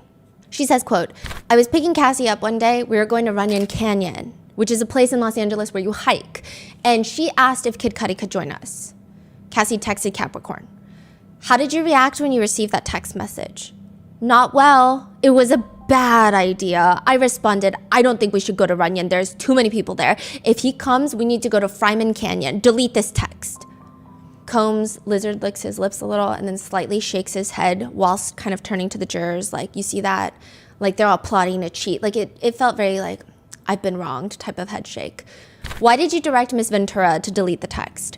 "Because that's the second everything got so tricky when she texted me. Mr. Combs paid for my phone. She's texting me on the phone he pays for, on a phone he pays for. It's not a good idea." After what happened, did Miss Ventura change the way that she communicated with Mr. Mescudi? "Yes, I took her to Best Buy to buy a burner phone." So she's saying she's the one that bought the burner phone. "Why did you take her to Best Buy to buy a burner phone?" "The way she was moving, she was gonna get us all killed." Oh. Mark Agnifilo stands up. "I'm sorry." Sustained. Before he even says objection, sustained. The jury should disregard the witness's last answer. At this point, there's kind of an awkward laugh in the courtroom because it's like we all expected him to jump up with an objection. Right. Like, Capricorn really just be saying things. I'm not saying like saying things as in they're not true. I'm just saying like no filter, truly saying everything on her mind. Everybody knew that these objections were coming. Now, the day that Capricorn Clark is kidnapped is the same day that Kid Cudi's house is broken into, and it's all connected. So remember, the same day, Scott Mescudi, Kid Cudi, gets a call from Cassie that Combs found out about them, and she gave him his address. So he picks her up, and they go to the Sunset Marquee. Well, Capricorn at the same time, she hears banging on her apartment door. She wakes up, runs to the peephole, and she sees, quote, a very upset Puff. He was pacing, and she like does the motions. He was moving around a little bit. He was just anxious, I could tell, but he was furious. That was evident. Can you describe the movement of his body outside your door? He's pacing, and the body language looked like he had something in his hand. Why do you say that? Can you describe what you observed? Just like the body language. I could see his shoulder. It was like something in his hand. He was moving in his hand. I mean, I couldn't really see the people all the way down to his hand, but the body language was giving me like he's holding something. The way that Capricorn is acting it out, again, adds a lot to her credibility, in my opinion. It's just very descriptive. Like, you really see everything that's happening. Meanwhile, Sean Combs is sitting in the courtroom, absolutely still. Why did you open the door for Mr. Combs? He was upset. Part of my job is to make sure that the name and likeness is okay, and he's outside my door. I gotta be like, what is this? Can you describe Mr. Combs at the time? His pants were gray, and they were split open from knee to knee through the crotch, so I could see his underwear. kind of like, What? you know, like assless chaps, but it seems not to have been on purpose. So like it's cut at the inseam. It came like this, or someone cut it open? You or? could buy pants like this, but I don't think this was on purpose. I think it ripped, maybe in a fit of anger or something. Oh, his pants ripped. Yeah. Did you notice anything in his hand? A gun. And she says it like that. And what did Mr. Combs tell you once he was inside your apartment? He said, why didn't you tell me? And I said, I don't know what you're talking about. He said, who is Scott? I said, I don't know any Scott. What did he say? What did Mr. Combs say after that? He said, Kid Cudi. I said, oh, Cassie's friend. Then he just says, according to Capricorn, quote, get dressed. We're gonna go kill this. At this point, the jurors and Combs, they're all taking and jotting down notes passionately. And it's just like the way that she's doing his voice and like her, it was a lot. In the sense of like, I think people are receiving her testimony well. When Mr. Combs directed you to get dressed, how did you respond? I don't wanna go. How did Mr. Combs respond when you said you don't wanna go? He says, I don't give a fuck what you wanna do. Go get dressed. I'd never seen anything like this before. He had never come to my house in the entire time I'd known him. I've never seen him with a weapon. I've never seen him making me do something like this. Combs is done taking notes. He puts his pen down on the table, leans back all the way, crosses his legs, and he's about to put his right elbow on his armchair rest and bring it up to his face. This is his like rank 10 business move. This is like full businessman. He likes to sit like he's watching someone present, like an intern present a new business deal, but he stops himself. So then he takes his arm off the armrest and just sits cross-legged. Because I think it's not a good look. Yeah, yeah. Did you make any attempt to escape your apartment? I did not. Why not? The way he was acting, I just felt like anything could happen. I'm gonna object, Judge. Okay, let's move on, Miss Steiner. Capricorn says she's forced to get dressed. They leave her apartment. So it's Rube, who is Ruben, another security detail. He's actually D-Rock's little brother, but anyway, he's in the driver's seat of the black Escalade. Combs hops in the back with Capricorn, and she's back there, and he now has his gun on his lap as they're driving through the Hollywood Hills to get to Kid Cudi's house. What, if anything, did Mr. Combs and Rube do after he arrived at Kid Cudi's home? They enter the house. Capricorn says that she stayed in the car, but she couldn't leave. Why were you not able to leave? I probably could have left, but I didn't. What were you afraid of if you left? Mark Agnifilo, whack-a-mole, he's back up. Objection to the leading. Sustained. What did you observe Mr. Combs and Rube do on the property? Fidget around trying to gain access, and then they gained access? What, if anything, did you do while Mr. Combs and Rube were on the property out of the car?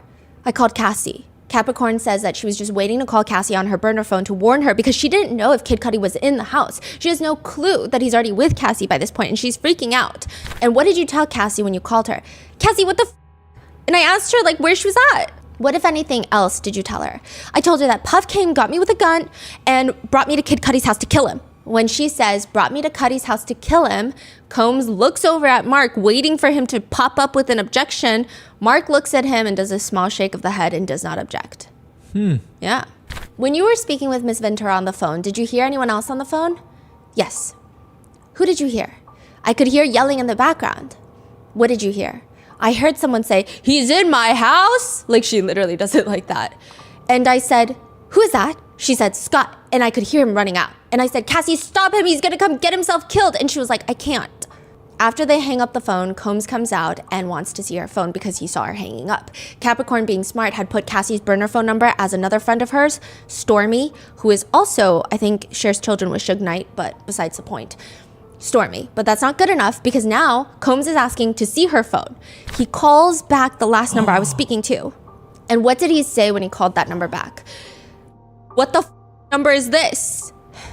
And how, if at all, did Mr. Combs react to Cassie having or Miss Ventura having a new number? Wait, so he called it back and he found out it was Cassie? Yeah. Oh my god. And Capricorn says he's livid, more so than already. What, if anything, happened after Mr. Combs spoke with Miss Ventura on your phone? We heard a very fast-moving engine coming up the hill. Out of the corner of my eye, I could see that it was Cudi. Puff looked at my face. I guess I gave him a visual cue that it was him, and he goes, there's that right there. What happened next? Cudi pulled up next to the Cadillac Escalade, came to a complete stop, looked, and then took off and sped up the hill. Puff and Rube jumped in the car, and we started chasing him. How long was the chase? It felt like forever, but it couldn't have been longer than a minute. Cudi lost us. We turned south down Laurel Canyon. We heard sirens, and we passed the police. They were headed north on Laurel Canyon. We were headed south on Laurel Canyon. Were the police headed in the direction of Mr. Muscati's residence? They were. Capricorn says this is when Combs finally starts to calm down. They drive to the Key Club, which is at the bottom of the Hollywood Hills. For people who lived in LA, it was formerly known as One Oak. I think it's the Key Club now. I think that's what she also said, but One Oak was like a big thing, yeah. And they're in the parking lot of One Oak or Key Club, and they don't get out. They're just in the parking lot because she's saying like there's no service in the Hollywood Hills, which also valid. So they come down and they're just using the phone, and it's just Rube, the security, Combs, and Capricorn. And Combs is telling Capricorn to get Cassie on the phone and quote, "He told me to tell Cassie that he has me and he's not gonna let me go until I get her. He has me, he won't let me go until I come to you," to which Cassie said, "Okay, come get me." They get back to Combs' house, and Combs tells Capricorn, "Once you get Cassie, you guys need to go tell Cuddy and convince him not to tell the police that it was me." Did he tell you anything else? He says, "If you guys don't convince him of that, I'll kill all you motherfuckers." In the courtroom, Combs visibly starts shaking his head back and forth. Capricorn explains that after they get to his place, she gets into the work car, picks Cassie up from the Sunset Marquee, where Cassie and Capricorn head to Kid Cudi's house and convince him not to tell the police that this was Sean Combs.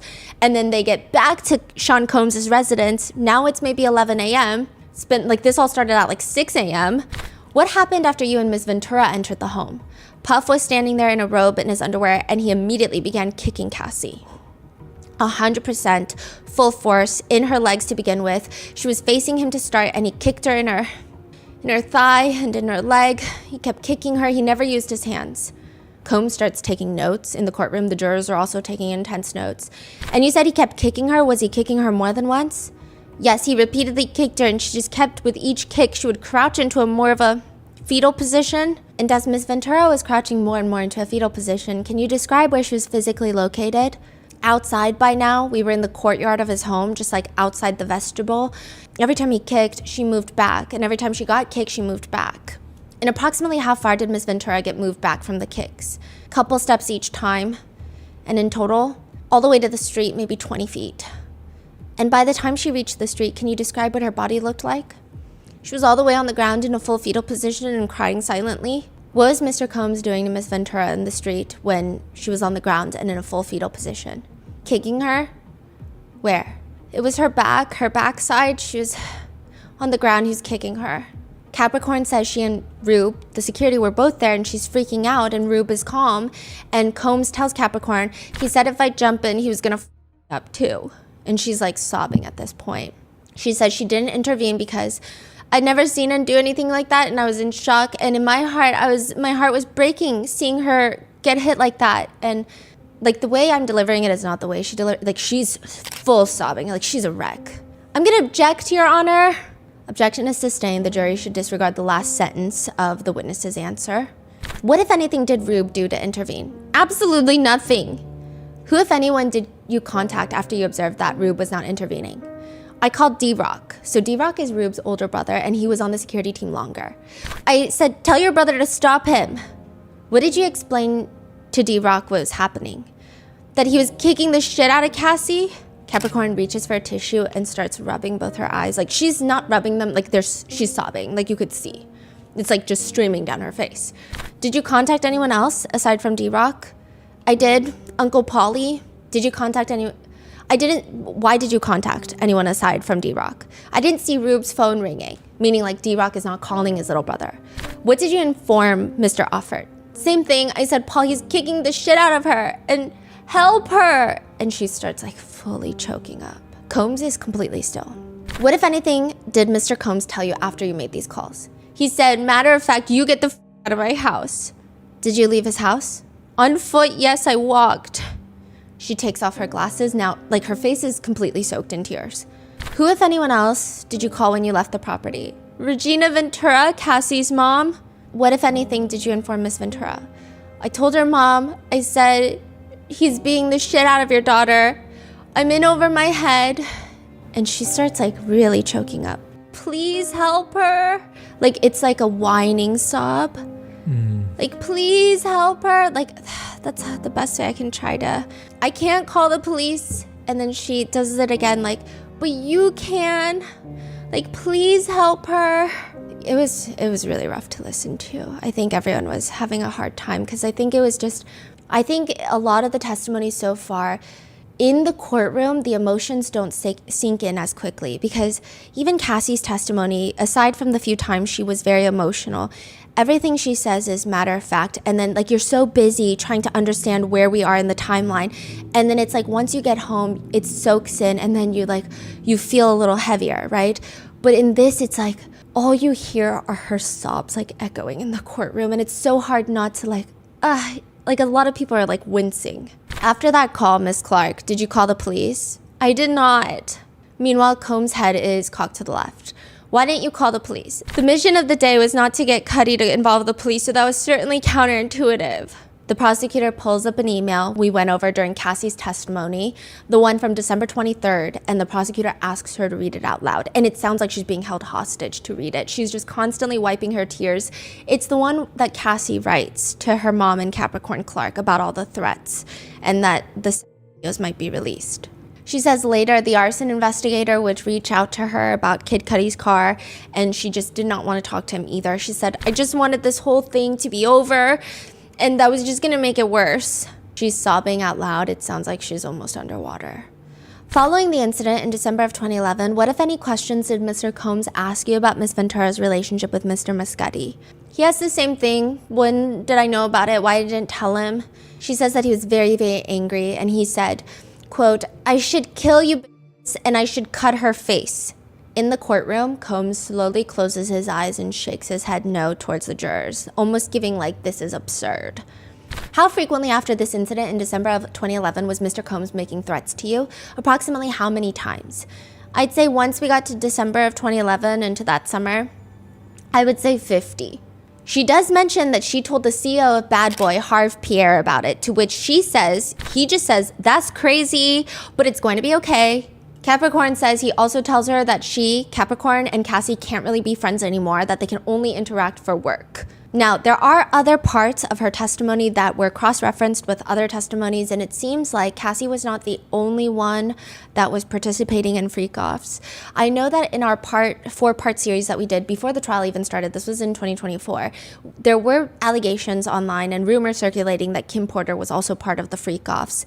David James, the other assistant, says that he was part of the hotel setups. He called it advancing the hotel. So you go in advance and you make sure it's ready for Combs. He says, in New York City, for example, if he asked me to advance a hotel room, I'd go back to his apartment, I'd get like a Jordan sweatsuit, fresh pair of underwear, some socks, some slides.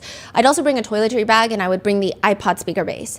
And then next to the Trump Hotel, which he loves, there's a Dwayne Reed there, and I'd go get there like a few different food items, applesauce, Jell-O, Fiji water, and then we'd always have some Ciroc vodka and Simply lemonade as well. I have a bartender full time that just stands here and makes me my favorite drink. You take 1.5 ounces of Ciroc vodka, 3 ounces of lemonade, shake it up, that cool, refreshing drink. Side note, while David is listing out everything Combs likes, Combs is sitting there like nodding ever so slightly, like, yes, okay, checking off the list. Like if someone is recounting your grocery list to them, that's the vibe. David James just continues, basically everything that he may need. He didn't always use these items, but I was always taught to provide everything just in case he needed something. That way he wouldn't need to call you later on. He also needs his infamous Louis Vuitton med bag that he always carries, according to David. Also, $10,000 in cash, sometimes more. When describing the med bag, David says, there were probably 25 to 30 different pill boxes or pill bottles. Some of them were unmarked, so I was not familiar with what they were. Some were just like Advil, Tylenol. He had water pills to make him lose weight. He had a Viagra in there. He had some pills that helped increase his sperm count, for example. He had ecstasy and Percocets in there as well. Side note about those ecstasy pills, he says there were various kinds, but one in particular that stands out is, quote, it was in the shape of a former president's face. Which former president? President Obama. Yeah. That's crazy. The prosecutor asks David, when you set up these hotel rooms, did Mr. Combs stay in these hotel rooms alone or with others? I don't think Mr. Combs ever stays alone. Who did he stay with? His girlfriend at the time, mostly Cassie, but other women as well. There is an odd moment in David James's Cross where Mark Agnifilo starts asking him about all of the traveling and all of the advancing of the hotel rooms, and David James goes into a whole ketchup monologue. When they travel to London, to the United Kingdom, ketchup, Heinz 57 ketchup, like they needed that. I don't know if this is what he's saying. I don't know if you guys have ever been to London before, but the ketchup in the UK is not similar to the ketchup in America. He would not be happy. I mean, ketchup was a big item that he always needed for his food. So it's just the consistency to create a consistent environment. So during this ketchup rant, Combs is just like smiling and happily nodding along, and everybody's in a lighter mood.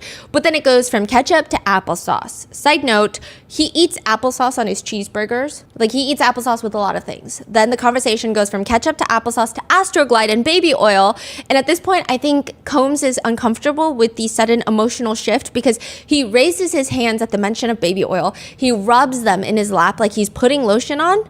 But then he realizes it's weird because he's not putting lotion on. So then he puts them in prayer hands, and then he leans his head forward, presses his forehead into his fingers, and then moves on. It was just like a very odd set of movements. It felt like he was instinctively rubbing his hands, but thought it would be perceived weird. So he carries out the rest of this awkward set of movements.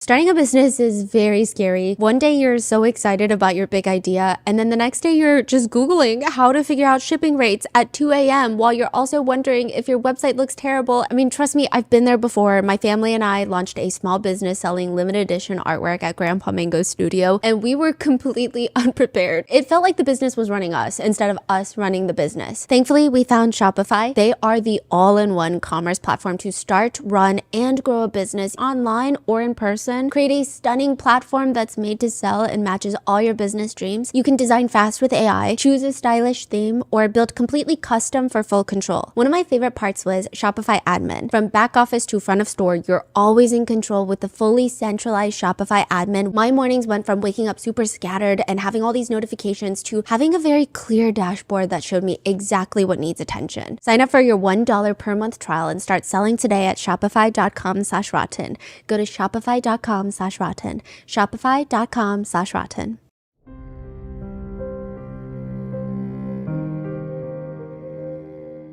Now, Capricorn Clark also testifies that she advanced many a hotel rooms, but she said mainly it was for Combs and Kim Porter. How frequently would he stay at a hotel with Miss Porter? Once a week. And what, if anything, was your role with respect to hotels when Mr. Combs would travel?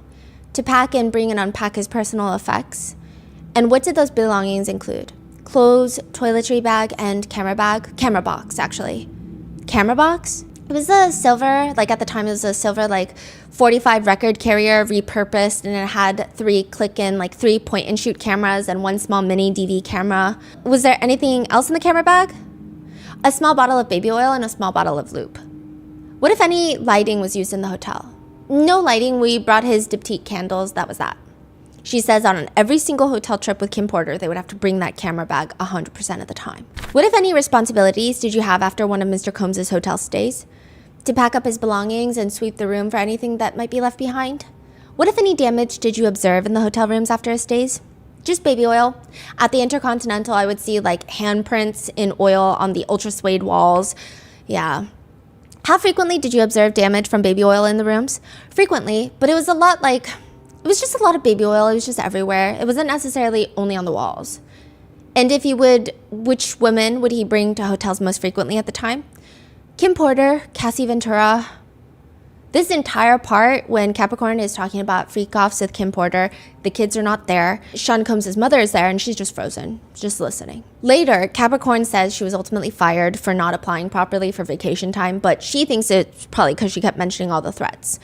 And what do you recall, Mr. Combs, in these discussions following your termination? That I would never work again? That he would show me that all these people weren't my friends? That he would make me kill myself? In the courtroom, Combs scratches his left cheek with his left hand, just scratches his face. This is the interesting part. Later, Capricorn is asked if she reached out to Combs' attorneys, and she says yes, in which a settlement is reached. But this was in her previous termination, wrongful termination. So she quit, got terminated, and rehired so many times. But on one of the occasions, she did get paid.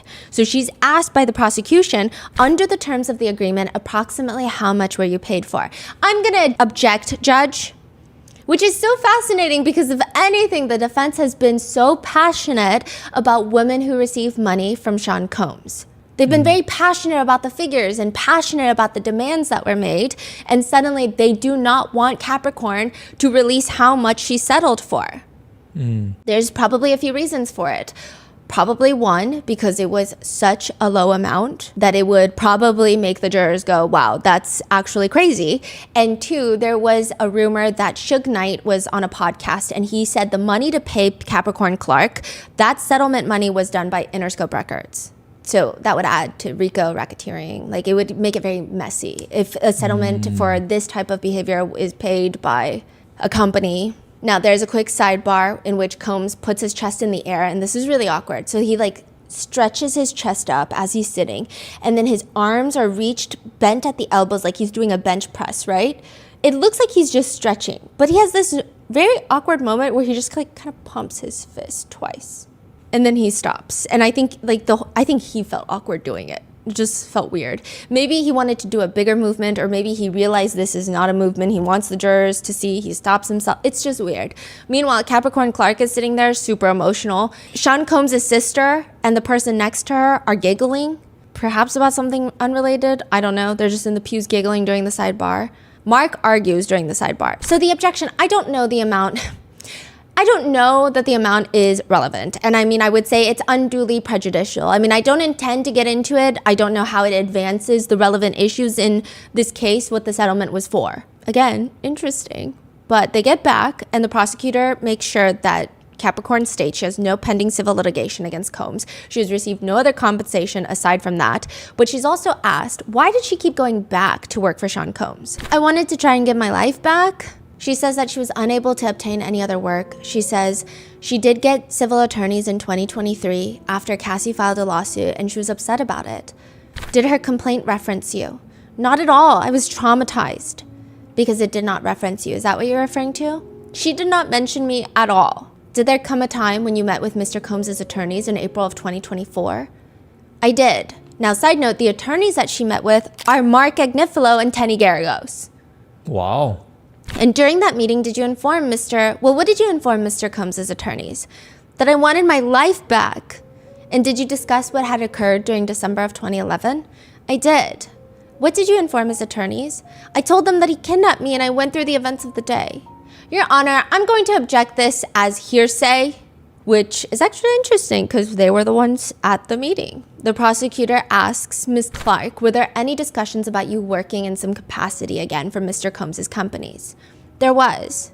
And just generally, what was discussed? Like, what would it look like? Like, if I came in as chief of staff, got him up out of there, put him in rehab so that somebody that was around in the inception of a lot of this business deals would be back in place? Did you hear from Mr. Combs' attorneys again? No. The direct is finished soon after and the judge starts to speak. All right, so this is a good time for us to, Mr. Agnifilo stands up, like he's wound up like a spring. Can I start and then can we have a break unless we all want to stop now? Whatever you want to do. Well, we're taking a break, which is what I was doing, and then we'll come back. Oh, okay, I'll take a break too. Thank you. Members of the jury, we will take a short break. It's 11:14. We'll come back at 11:40. All rise for the jury. As everyone is leaving the courtroom, Brian Steele starts rubbing Sean Combs' back. During that break, Combs and his mom are just like having full mouthing conversations. Everybody is ushered back in. Capricorn is ushered back in at the end of the break. Combs has his right elbow on his armrest and he's got his fist up in the air and he kind of hammers it into the air 3 times. It's weird. It's like, white thing. I didn't know what that was. That's the feeling. And then the cross-examination begins. Mark Agnifilo takes the stand and immediately he starts talking about the setup of the conference table when they all met in 2024 because Capricorn met with him and Sean Combs was there. He's drawing the picture. Even Combs is looking at him, mouth slightly agape, just blinking his eyes. And Mark's whole point is how during the meeting in 2024, Capricorn asked Combs to come back to work as his chief of staff, which Capricorn states, yes, she did bring that up. And tell me if this is right. What you said was, you've always been able to take care of him. I don't recall saying that. Okay, do you remember saying he wouldn't be in this mess had he kept me around? And then she looks at the jury and said, I probably said something like that, yeah. So I think Mark is, again, trying to prove a point, but she's just so honest. She's like, yeah, I probably did say something like that. During cross-examination, especially when they're working in his favor, Combs loves looking towards the jurors. So he's doing that a lot. And you said, tell me if this is right. You said you didn't think that Miss Ventura was good for Mr. Combs. Correct. And you believe that? Correct. Okay, do me a favor. Tell the jury in your words why you think that's true. I just felt like they were toxic as a couple. At one point, Mark says he's going to call Sean Combs Puff because that's what Capricorn is comfortable with. And the judge is constantly, like this has happened multiple times. The judge keeps saying, no, we're going to call him Mr. Combs. Okay, judge, that ends that. We're going to call him Mr. Combs. Why does he want to call him Puff instead? I guess it makes him more... And then I think the timeline, a lot of the jurors look like they would be from the era that Sean Combs was Puff or Puffy. Versus I feel like my age, everyone knows him as Diddy. I see. And like the older groups know him as Puff, Puffy. And That's then all. Just make him sound a little bit more relatable to them. Now, there's a few other notable moments. Mark Agnifilo wants Capricorn to tell the jury about Capricorn's friendship with this woman named Jeanette, to which Capricorn is very, again, this is why I think her testimony comes off very well received, is even during the cross, she comes off so suggestible. Like Mark is telling her, tell the jurors, and they say that a lot during the cross-examination. It just means say it out loud, which she will literally turn her body towards the jurors and start explaining her friendship like she's doing the icebreaker at work. So Mark will tell her, so tell the jury about your friendship. She turns to the jurors. I'd moved to New York. I was working in advertising. I was living in the Bronx, hated the Bronx. My friend Jeanette, I met her through a mutual. My roommate had a girlfriend and they were friends, and then we kind of got closer, and then the girlfriend, because they were vegans and whatever. So me and Jeanette, we formed a friendship, and she went out a lot. She was like a popular New York City, Lower East Side girl, New Yorker. And she would hang out with different people, but she would often hang out with Mr. Combs and would invite me, and then just sort of like start hanging out, us three as like a little friendship group. Even during the cross, it's hard to not like her. Right, okay. So it's likable. It's very, very likable. It feels like you kind of almost want to protect her. It's like, oh my God, this whole front area of attorneys, the prosecutors, the defense attorneys, I mean, these are all sharks in the water. Yeah. Like they're polished. Yeah, and you just want to be like, oh, okay, wait, can you stop oversharing? Like you want to almost protect her in a sense. Right. Another time he's telling her, quote, tell the jury that story of how she starts working for Combs. Again, she turns her chair completely. So I was working in advertising, and then September 11 happened. And then I went to a film company called Crossroads. Awesome people. They paid off my student loans. They were great. And then I put my resume on Monster. It was like a new website at the time where you could upload your resume, similar to, I guess, whatever the ones are now. So like she's talking to the jurors like best friends. Mark also tries to ask her if Combs was doing drugs when Capricorn met him, meaning was he using drugs at that time in his life? But Capricorn hears, was he doing ecstasy when you met him? Not when I met him. No, I don't mean at the time. I mean in that time period. Yeah, in that time period. And I'm trying to, do you remember telling Mr. Combs that you had a crush on him, even going back to when you were friends? No. All right, I'm going to just ask to show the witness defense exhibit 946. This is just for the witness and the parties, and if we can blow it up. Can you read that? Is that big enough for you? Yes, I can see it. And she looks at it, and it looks like Capricorn is looking at a picture of a UFO that landed on the tippy top of the Eiffel Tower. She looks flabbergasted. Even Sean Combs is glasses on, booty scooched to like the edge of his chair, looking at the screen like, where's Waldo? It's a text message thread between Capricorn Clark and Combs, with Capricorn texting Sean Combs, totally unrelated to our current conversation, but did you ever know that I had the biggest crush on you before I started working for you? We hung out all the time. I played it super cool. Jeanette might be the only one that knew. I don't think you knew. I couldn't tell if it was mutual. I just knew for sure that you liked to have me around. We called you Choc, short for chocolate. I was just thinking about them nights before everything. So nice, great memories. 20 years ago, time is wild. Do you have any memory of that at all? I really don't. No? No.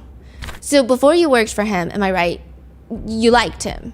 Forget about crushes for the time being. You liked him. I liked him as a friend. You liked him as a friend, right? Yes, as a friend. Yeah, I'm sorry. I'm going to have to keep doing that to you.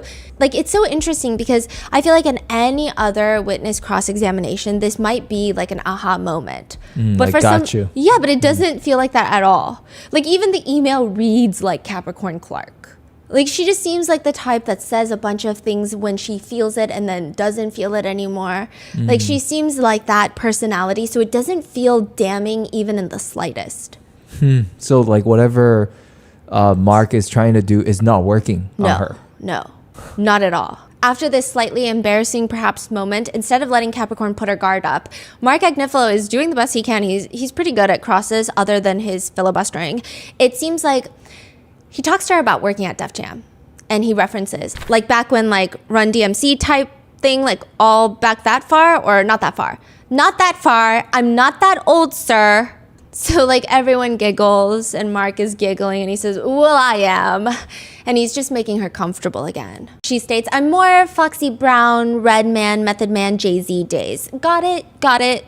Even during the cross, Capricorn is a likable witness in the sense that nothing feels like a reveal. Nothing feels like an aha moment, even though there were so many times where it could have been. Even when answering another question, she's like whispering and counting months. She's like, if I started in, I think it was April, so April, May, June, July. Like, she's just so, it feels like such a normal person, just counting out the months. Eventually, Mark Agnifilo leads the conversation back to the missing jewelry, in which he asks if Capricorn knows anyone else in the company that had a lie detector test administered. So we actually do know that David James, remember, he had the lie detector. But Capricorn states Mike B. Who is Mike B? Mike B was his stylist. Now, side note, I did not think that this part was that important because I'm like, if he testifies later or if his name comes up more frequently, because like Uncle Polly, D-Rock, Bonds, like these people's names come up nonstop. Gina, like Vashta, Christina Coram, these are all people that are coming up repeatedly. This is like my second time hearing Mike B until I see Combs's best friend in the pews. He had his notebook closed on his side with his pen inside and he was falling asleep. Like he's fully falling asleep, his eyes are closed. He hears Mike B. He startles awake, grabs his notebook and starts writing. So then I start writing in my notebook, who is Mike B? Exclamation, exclamation, exclamation. That's crazy. Yeah. Like just that name. Yeah. And he start writing something. Yeah. I don't know what. Eventually, Mark goes into the actual lie detector test. He's trying to question the credibility of the story because I guess to some people it could sound crazy. He's trying to lean into that, but Capricorn is firm. And you were all hooked up to the lie detector test equipment all day for 5 days? Not all day. He would unhook me to review the test. Okay, and this man, you had no idea who this man was other than the description you gave us. You have no idea who he is? No, I do not. And you were hooked up the whole time? I wasn't hooked up the whole time. I would take the test, he would unhook me, we would review it, we would do it again. Okay, so how many individual lie detector tests did you get? I didn't count, but I kept doing it every day. He starts trying to ask, why didn't you tell HR? Which I thought was kind of a goofy line of questioning. Did you call Vashta and say, I've been locked up in New York, in a New York City building that locks from the outside for 5 days. I didn't, I feel like this is some kind of violation. I did not. Vashta was approachable, right? Futile conversation, but yeah, she was approachable. Okay, and you never called Vashta to say, you should know an employee of this company is being kidnapped, locked in a building in New York City that locks from the outside on the 6th floor, being given lie detector test after lie detector test every day for 5 days straight. You never had that conversation? I did not. And you said that Paul brought you to the 5 times as white as you man, right? Again, trying to poke holes in her story, pointing out things that maybe some jurors would find too crazy to be true. But Capricorn is looking at him like, oh my God, finally someone who gets it. Yes. She's like, yes, he's the one that brought me to the 5 times as white as me, man. So it's like, Okay. it's not working in the way that it would work maybe with any other witness. It just doesn't really work. And then Mark goes on to point out that Capricorn was fired multiple times. She just keeps coming back to work for Sean Combs, sometimes even taking a pay cut. Capricorn emotionally states, I worked for him in many roles over a long period of time. I think I was a really good employee for him. And she starts kind of crying. And he would tell you that? He would. Combs is just nodding along, which I don't know. I feel like a lot of this is getting into slightly culty territory. I'm not alleging that anything is a cult. I'm not getting conspiratorial, but it does feel really icky. Like I get what the defense is trying to do, but also it just feels like everyone worked really hard for him, gave up their lives for him, and he's just like, yeah, nodding. Like, don't forget my toiletries. He just shows no sympathetic emotions. He's just sitting there like, okay, cool. Mark Agnifilo says, and from what you could see, a lot of the people in this orbit worked hard for him, right? I don't think they worked as hard as me, but yes, people were working hard. Separate from all this stuff, you know, I did learn a lot of stuff from Mr. Combs. So remember the judge told Mark Agnifilo to call him Mr. Combs. So she says Puff by accident. She startles herself, looks at the judge and is panicked and is like, Mr. Combs. She looks genuinely scared that she said Puff instead of Mr. Combs. This is what I mean by saying she feels very genuine on the stand. He has ideas, he knows how to execute, he's tenacious, he wanted to break the glass ceiling as it related to what we were allowed to do as Black people in the business world, and it helped when you worked so hard to be working with somebody who would match wits with you on the fervor to be successful. And she's sobbing at this point. Mark asks her if she needs a minute. No, I'm fine, sir. Sorry. This is just very complicated.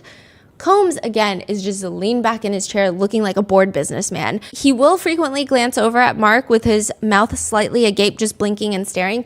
But I feel like the crazy thing is he looks at the jury to the feeling that I get is he's looking at them like, you see, they love me.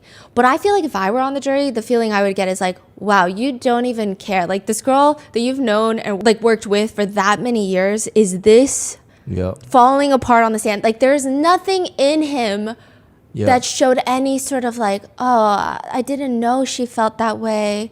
Or damn, what a shitty situation that I put her in.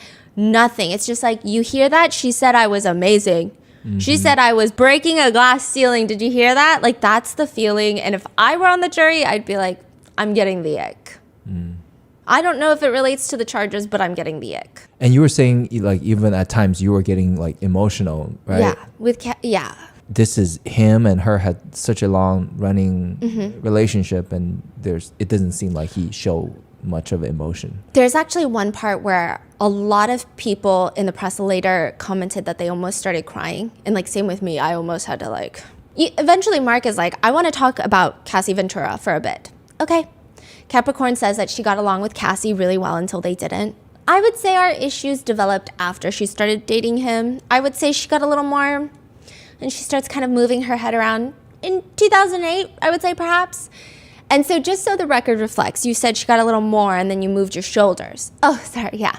No, it's all right. What were you conveying? What are you telling the jury? She got a little more bravado as being his girlfriend the longer it lasted. When you say she got more bravado, how did that manifest itself to what you could see? Sometimes she thought that I was being paid to help her, just that her expectation level was increasing. She went from more being a sweet model to a feisty girlfriend. Okay, and did you think she was very talented? Okay, this is the part where literally the next day, everyone in the press was like, why is everybody catching strays nonstop in testimonies? I think she had talent, and I think she was a very beautiful girl. Okay, so I asked if she was very talented, and you said she was not very talented as far as you're concerned. True. You said she had talent. Why do you think that she has talent as opposed to being very talented? Talented to me is Whitney Houston, Mariah Carey. Very talented is that level of performer, entertainer. Cassie was more of a studio artist, a little more comfortable in the vocal booth to have a little bit of things equalized for you and, engineered properly, less of a live performer. She states that Cassie is a hard worker, but also not a hard worker. And in what ways was she not a hard worker? Oh, well, I would say that most of the time she preferred to be with her boyfriend. But she does mention that Cassie's hard work decreases once Kim Porter has her twins, the Combs twins. After that, you saw that she wasn't working as hard. Not as hard. And it doesn't come off as Capricorn is trying to talk badly about Cassie on the stand. It just seems like she's very unfiltered and just says everything that's on her mind. At another point, she's talking about a hairstyle that she worked on Cassie with, and she describes it like she liked it. She loved the hair. She was like, yeah, let's do it. I said we could cheat it with a weave, but it would be cooler if you dye your hair. And she was like, ooh, I love that. So it was cool. She's just so expressive. Meanwhile, Combs is rustling through his little notes like he's looking for something. And later, Mark Agnifilo asks Capricorn, okay, now at what point do you and she go to Best Buy and get her a burner phone? So remember, because she's the one that recommended Cassie get the burner phone? Mm-hmm. After we went hiking with Cuddy that day, Capricorn is explaining that she told Cassie she needs a burner phone. And where did you get that idea from? I mean, I know it sounds naive, but where did you get that idea from? Capricorn looks at him like he's growing 3 heads. Like, my parents died when I was 17. I'm from Los Angeles. I don't know how to answer this question. I'm smart. And then everyone's just giggling because it's just two of Capricorn's attorneys. They even look at each other and they smile. Yeah, and they're right in front of us. But Mark is not done. He's never done. This is filibuster Mark Agnifilo. So he's able to sneak in a question telling and asking Capricorn where Sean Combs was in December of 19th, 2011. So mind you, all of the Kid Cudi stuff is happening right before Christmas in 2011, but he's like honing in. Do you recall if he was on December 19th, 2011 at an orphanage in Kazakhstan? I just remember he was in Russia. I don't remember exactly, but I just remember he was in Russia or something like that. Okay, do you remember seeing photographs of him on the internet at an orphanage in Kazakhstan in December? And it just felt so random. It felt like he was throwing it in there to be like, hey, by the way, my client is a philanthropist. Hey, my client saves dying puppies. Is anybody listening? Brian Steele's not listening. He's falling asleep. He's over this. Meanwhile, Sean Combs, full smiles. I'm seeing so much teeth. Sean Combs smiles, and then he leans over to Tenny Garagos and mentions something, and it's like super quick. And then Tenny nods. But then after nodding, she leans in towards him, whispers something super quick, and then suddenly his full smile, gone. It was giving like, hey, maybe don't smile when they're talking nicely about you. And it was just like so goofy. Brian Steele, fully asleep. Mark goes on, moving on to the next thing. And he goes on to debate whether or not the day of the alleged kidnapping, Combs pointed the gun at Capricorn or if he was just waving it around. Capricorn states that he was waving it around. But Mark says, according to the government meeting notes, it says that previously she said he was pointing it at her, which the feeling being pointing it around, waving it around. I mean, still kind of a gun, right? Yeah. At one point during this very intense line of questioning, we hear a scream from the other side of the gallery. My heart dropped completely because it was like a very intense moment. Even my researcher was like grabbing my arm because she was startled, but it was actually just somebody sneezing on the other side. But it genuinely sounded like a full-on scream. And there's this brief moment before Mark continues about the night of the alleged kidnapping where he wants to know the location of the car and all the pertinent questions. There's a lot of back and forth. And then Mark establishes that Ruben, Combs, and Capricorn get into the Escalade. They drive to Kid Cudi's house. They park on the side of the street. The car is on a hill. So it's going up the hill when they're parked. Meanwhile, Capricorn is like sneaking a call to Cassie when they leave and they break into Kid Cudi's house. And he's like, you saw them go through this door. This is like the outside door into the courtyard. Yes, sir. Okay, did it seem like anyone had a key? No. Did it seem like they pulled the door hard and it opened? Like, what did you see that allowed them to get through the door? Whatever they were doing, their backs were to me, I don't know, but I was not really engaged in how they were getting in. I was waiting for them to get away from me so I could use the phone. But wouldn't you be watching them to see if they're actually going to be getting away from you? I mean, the key thing here is they don't get through this door, this ends right here, no? Objection?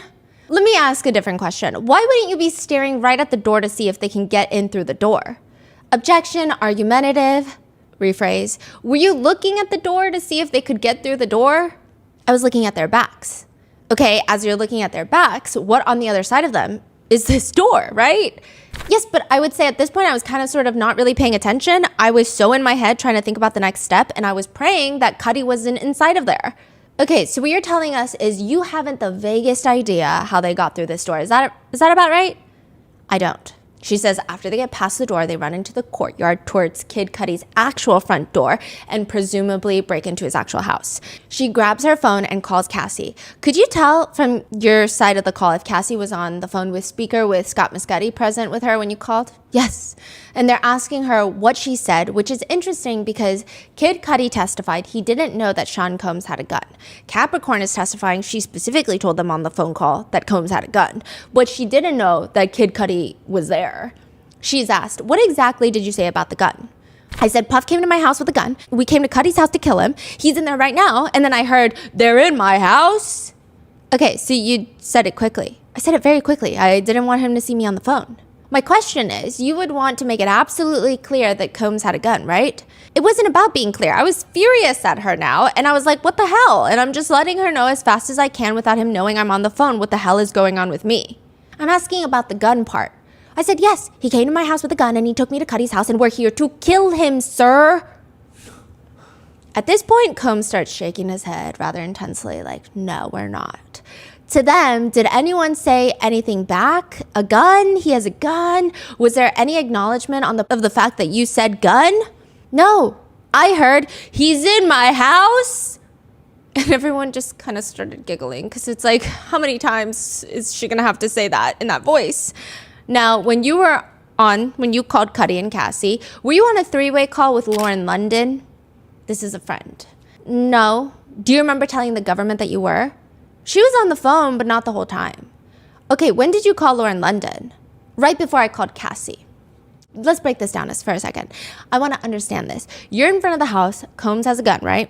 Combs and his gun and Rube somehow get through that door and are now in Cuddy's house, right? Who is Lauren London? Lauren London was she was Nipsey Hussle's partner for a really long time, and then he passed away. And then there were rumors that Sean Combs and Lauren London dated. I see. So they're just, okay, Yes. got it. You don't know at that moment whether Cuddy is there or not, right? I don't. So you call Lauren London. She was the only one that was sort of in our orbit as related to me and Cassie, and she was like my sister at the time. I will say this is confirmed by gossip blogs. They're like, everyone thought they were blood sisters. They're not. They're like best friends. And just wanted somebody to know where I was if he was in that house and that he did get killed. I didn't know. I just needed somebody to know where I was in that case. It all went really bad, so I called her for my protection. I just needed somebody to be aware. So tell us exactly what you said to Lauren London. I'm just like, Lauren, I'm at Cuddy's house. Puff brought me up here and I want to run, but I'm scared of the mountain lions. Scared of the mountain lions? Yeah, it was early. If you're familiar with the Hollywood Hills, there's mountain lions and coyotes. I was just scared. And I just needed to talk to somebody to get my head on straight. It was so early in the morning. Which, interestingly enough, even though Capricorn is, quote, changing her story, with any other witness like Don Richard, it felt damning because I think of the way that Don Richard did the testimony, the way that she was responding to some of the questions and judging by the jurors' faces. But nobody seems fazed at all by this. In what way is her story changing? I guess she never mentioned Lauren London. Yeah, but the defense attorneys are going to say that's a story change. And I'm sure when it's the defense case in chief, the prosecutors are going to do the same thing. Right. But the way she explained it, it's like, well, duh, I just, Yeah, she's like, why wouldn't you call your best friend? I called my best friend. Is that crazy? Yeah. Did you wake Lauren London up? I don't remember her status. Okay, how long did you talk to Lauren London? Seconds, maybe 30 seconds. It was fast. I had to get off the phone because Puff kept popping out into the walkway and in the courtyard. I really don't remember, but I do remember making a call to Lauren, and I do remember making a phone call to Cassie. Are you aware that Lauren London and Combs were friends for years after this? I am. You are, right? They're still friends. I mean, not at the moment, but they were friends until a couple years ago, right? Which I felt like, I get his point that Lauren London is still friends with Combs after her best friend Capricorn is allegedly kidnapped by him by gunpoint. But the last part, I mean, they're not friends now. Definitely also doesn't help the defendant. I just find it interesting. It's just very hard to destroy Capricorn's credibility. Even when geographically, sometimes Capricorn's story does not make sense. She says after calling Cassie, she hears Kid Cudi coming to the house. Soon enough, she sees him pull up in the Porsche, and what happens next? He stops next to us, next to the Escalade. Puff and Rube look at him, see if he's going to get out of the car or what's going to happen, and then he speeds off and they jump in the car and we chase him. Up the hill, up the hill. And are you aware of the fact that when you go up the hill, the only way to get back down to the main roads is to come exactly the way you came? That's not true. Mark and the defense team pull up a map of where Kid Cudi's house is, and he is explaining more so to the jury that Capricorn said that this is where they went, but all of this leads to a dead end. That doesn't make sense. And then he's confirming with the map, but they all seem to be dead ends. Do you see that, Capricorn, Miss Clark? I mean, I would imagine that this is a big aha moment, but Capricorn is firm, but they're not. To the point where Mark Agnifilo is so taken aback, he says, do you know something we don't know? I mean, you can ask somebody that's a technical person, but Skyline, if you go from Hollywood Hills Road to Skyline, you can get yourself back on Mulholland, and then you can get yourself back to Laurel Canyon, and then you can go towards Beverly Hills on Mulholland, or go back down Laurel Canyon. She says this with so much confidence that I had to go home and research whether or not Mark Agnifilo used older maps to try and confuse Capricorn. I'm looking up if maybe the maps of the Hollywood Hills are not as accurate. It's not. It seems like it's quite the accurate map. However, this is how convincing Capricorn is in her story. I feel like maybe there's some sort of misunderstanding. Maybe like she meant they went a different way Because if you go the different way, you do see Skyline, you do see Laurel Canyon. And then she said she was going south on Laurel Canyon when the police were going up Laurel Canyon. So I'm like, I feel like this, but that's crazy because that's how Convincing. she came across. Like, not convincing in the sense of like, we don't think she's telling the truth, but in the sense of like, she's so firm with her answers. She's been so transparent. But the whole time, Combs is just shaking his head in disagreement. Like, I can't believe how crazy this story is. Which, honestly, there have been a lot more of these, like, I'm so confused. However, everybody is giggling to release some tension in the courtroom, so I guess we will all giggle. And a lot of those moments come from previous employees of Combs, like Capricorn, but also David James. David James, another former personal assistant, he talks about the time that he took ecstasy. He says, it was a New Year's Eve party, and Mr. Combs gave me the night off, but he invited me to the house to the party and to celebrate New Year's Eve. So I went to Mr. Combs's bag and I took a pill of ecstasy that night. So he's doing this without Sean Combs's knowledge. And then he is asked, what happened after you took the ecstasy? I was feeling pretty good. Can you describe the feeling of taking ecstasy? I would say it's ecstatic. So I was also drinking Ciroc that night. So I was drinking and on ecstasy. Normally, I'm very straight edge, don't normally have too much emotion. But this night I was like dancing, said I was Diddy bopping all over the party. And the gallery starts giggling. A few of the jurors are sharing glances. What happened after you started Diddy bopping, as you describe it? I was just vibing. And even Combs is smiling, but he explains that afterwards, after Diddy bopping, he gets called into Combs's office where Combs tells him, yo, Playboy, is that you dancing around the party? And I said, yeah, that was me dancing around the party. He said, you were on ecstasy that night. And I said, yes, sir, I was. And he kind of nodded his head and said, okay, well, I'm going to keep this footage in case I ever need it. What footage? Of him Diddy bopping to embarrass him. Later in the cross, Mark Agnifilo is asking David James about his title. And he's like, but your title was personal assistant, just so I know what to call you. And David is like, call me David. Other times, David James is asked by Mark Agnifilo, the same one that's doing Capricorn's cross, that whenever Combs ran into fans at McDonald's, let's say, Mark says, in your opinion, did he intend to be gracious around these sort of things? I don't think gracious is a word I would use to describe Mr. Combs. Okay, but he keeps doubling down. Did he ever sign autographs for fans? He did not. Actually, sometimes I would sign autographs or his executive staff would sign autographs. He would send those out if we got fan mail, for example. He did not sign many autographs. He also tries to make David James feel good, saying things like, long days were never a problem for David James, though, because he never gets tired. To which David James responds, that's not true. One day I was actually driving home from the studio in LA, and I was actually driving the car this night, and I blew through a red light, and Mr. Combs got very upset with me, and he was like, what are you doing, man? We can't be blowing red lights. We'll be pulled over by the cops. I just turned around, and I said, I'm fucking tired, man, like I'm exhausted. So then Mark is like, okay, let's move on. And the whole time, Sean Combs is sitting there and he's kind of making these very specific expressions, which he does for all of his personal assistants when they share stories like this, which is, I've never heard this story before. Like, he is, in my opinion, trying to appear very confused. Like, where's this story coming from? There's another part where David James admits during the cross-examination that one of the security staff members, Roger Bonds, had picked up two women that were sex workers. And he says, I wasn't familiar at the time that they were prostitutes. That's how he words it. Tell us what happened.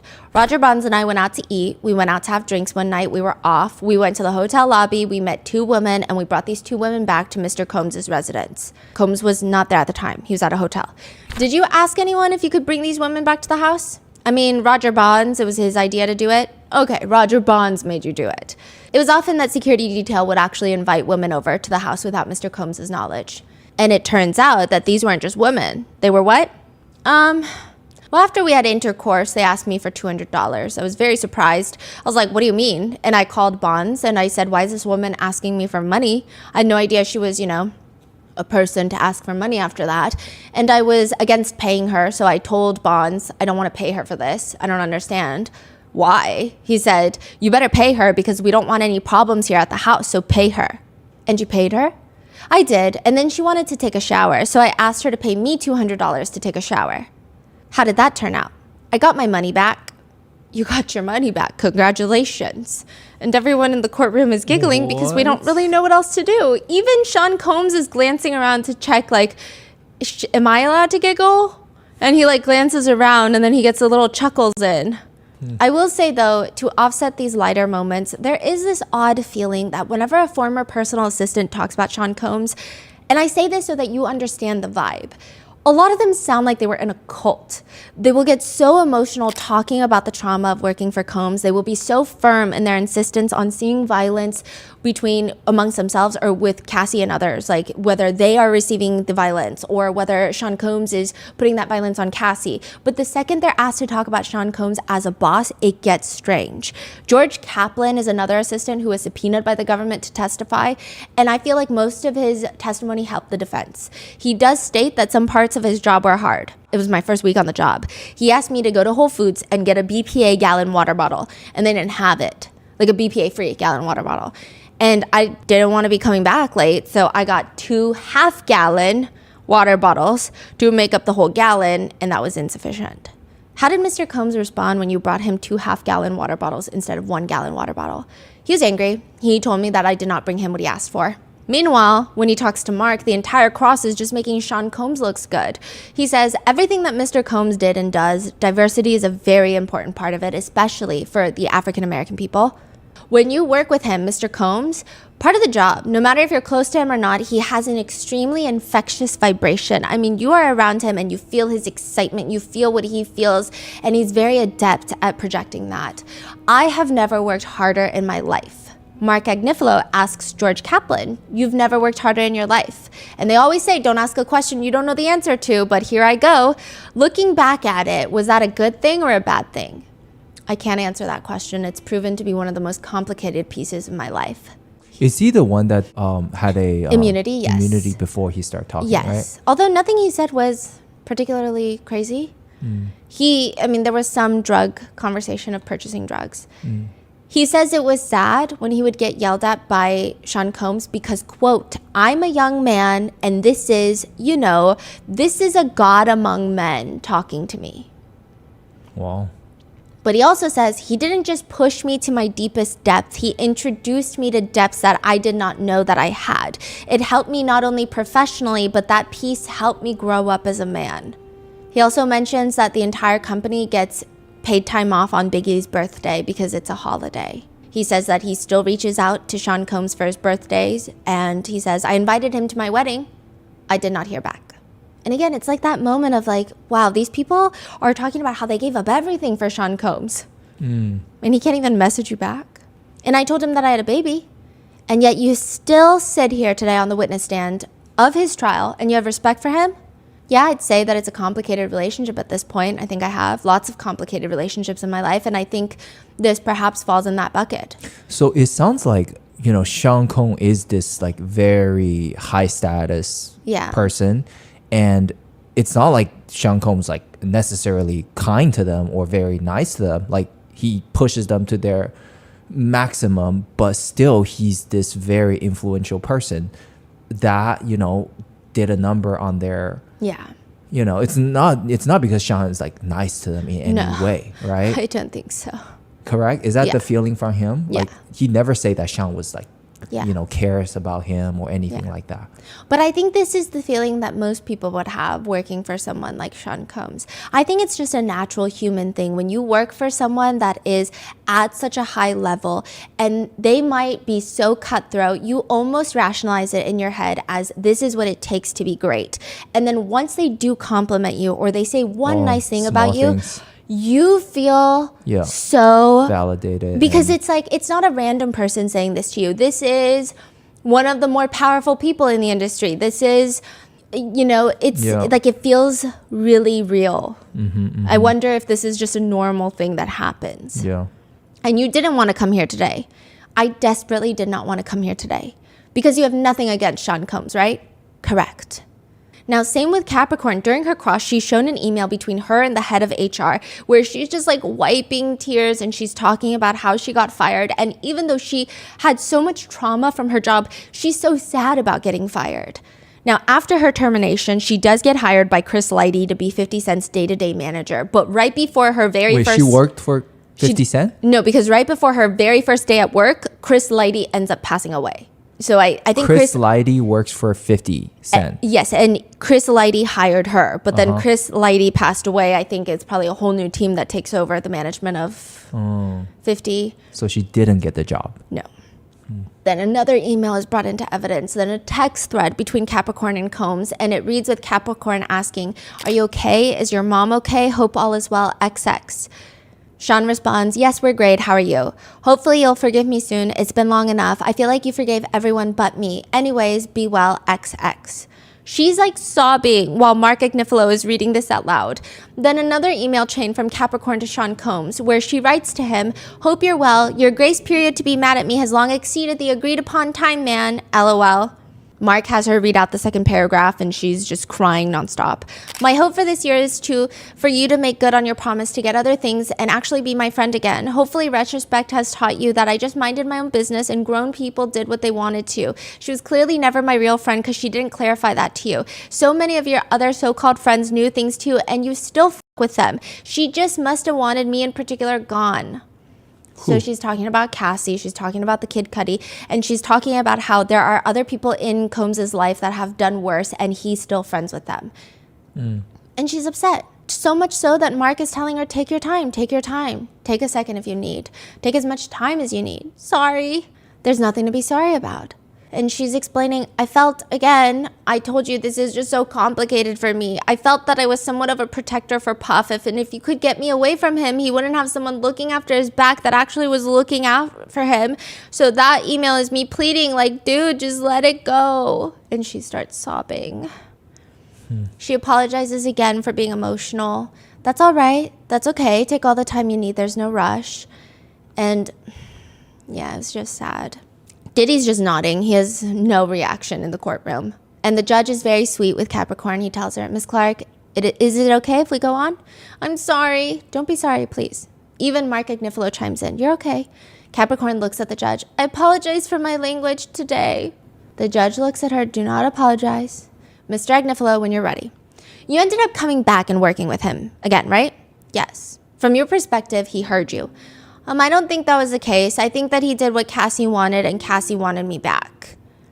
"All right, can I ask you a question? Did that hurt that he would only take you back because that's what Cassie wanted?" "Yes, absolutely." And she starts breaking down again. "This is my whole life and their shenanigans. I have no parents. My son has autism. He's nonverbal and my stakes are higher, sir." This is the part where I said a lot of people were tearing up. I think it's like, because with everyone, you just keep hearing, "If you were so scared for your life, why did you keep going back?" Which I think is already like not the best question to ask anyone. But I think with her, it's the way she says it puts it so much in perspective. Like sometimes not everybody has hundreds of millions of dollars and choices. So yeah, and you just feel. Okay, so you reached out to him consistently, right? And I'm sorry, through the year 2018, 19, 20, 21, 22, you wanted him to forgive you, am I right? "I wanted my life back, sir." And your life, when you say "I want my life back," you wanted to work with him again. "I wanted to work with the music industry and use my core competency."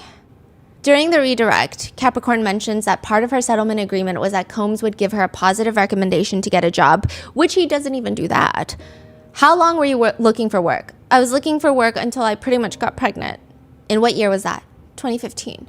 "Were you able to obtain work?" "No." "Why not?" "I was blacklisted." "Did you return to work for Mr. Combs?" "I did." "Why did you do that?" "I wanted to take the opportunity so that other people could see that I was a valuable person and that I wasn't disposable." "Why did you need Mr. Combs' approval for that?" "At this level of business, he held all the power as it related to me." During the recross, Mark Agnifilo focuses mainly on Cassie with asking, "Do you remember saying at our meeting in 2024 that Cassie said to you that if you told Cassie you should move away from him and date other people, right?" Mm-hmm. "Yes." "And she said to you that Jay-Z was taken, who would she date?" "True." "She said that." "She did." "Nothing else. Thanks, Judge."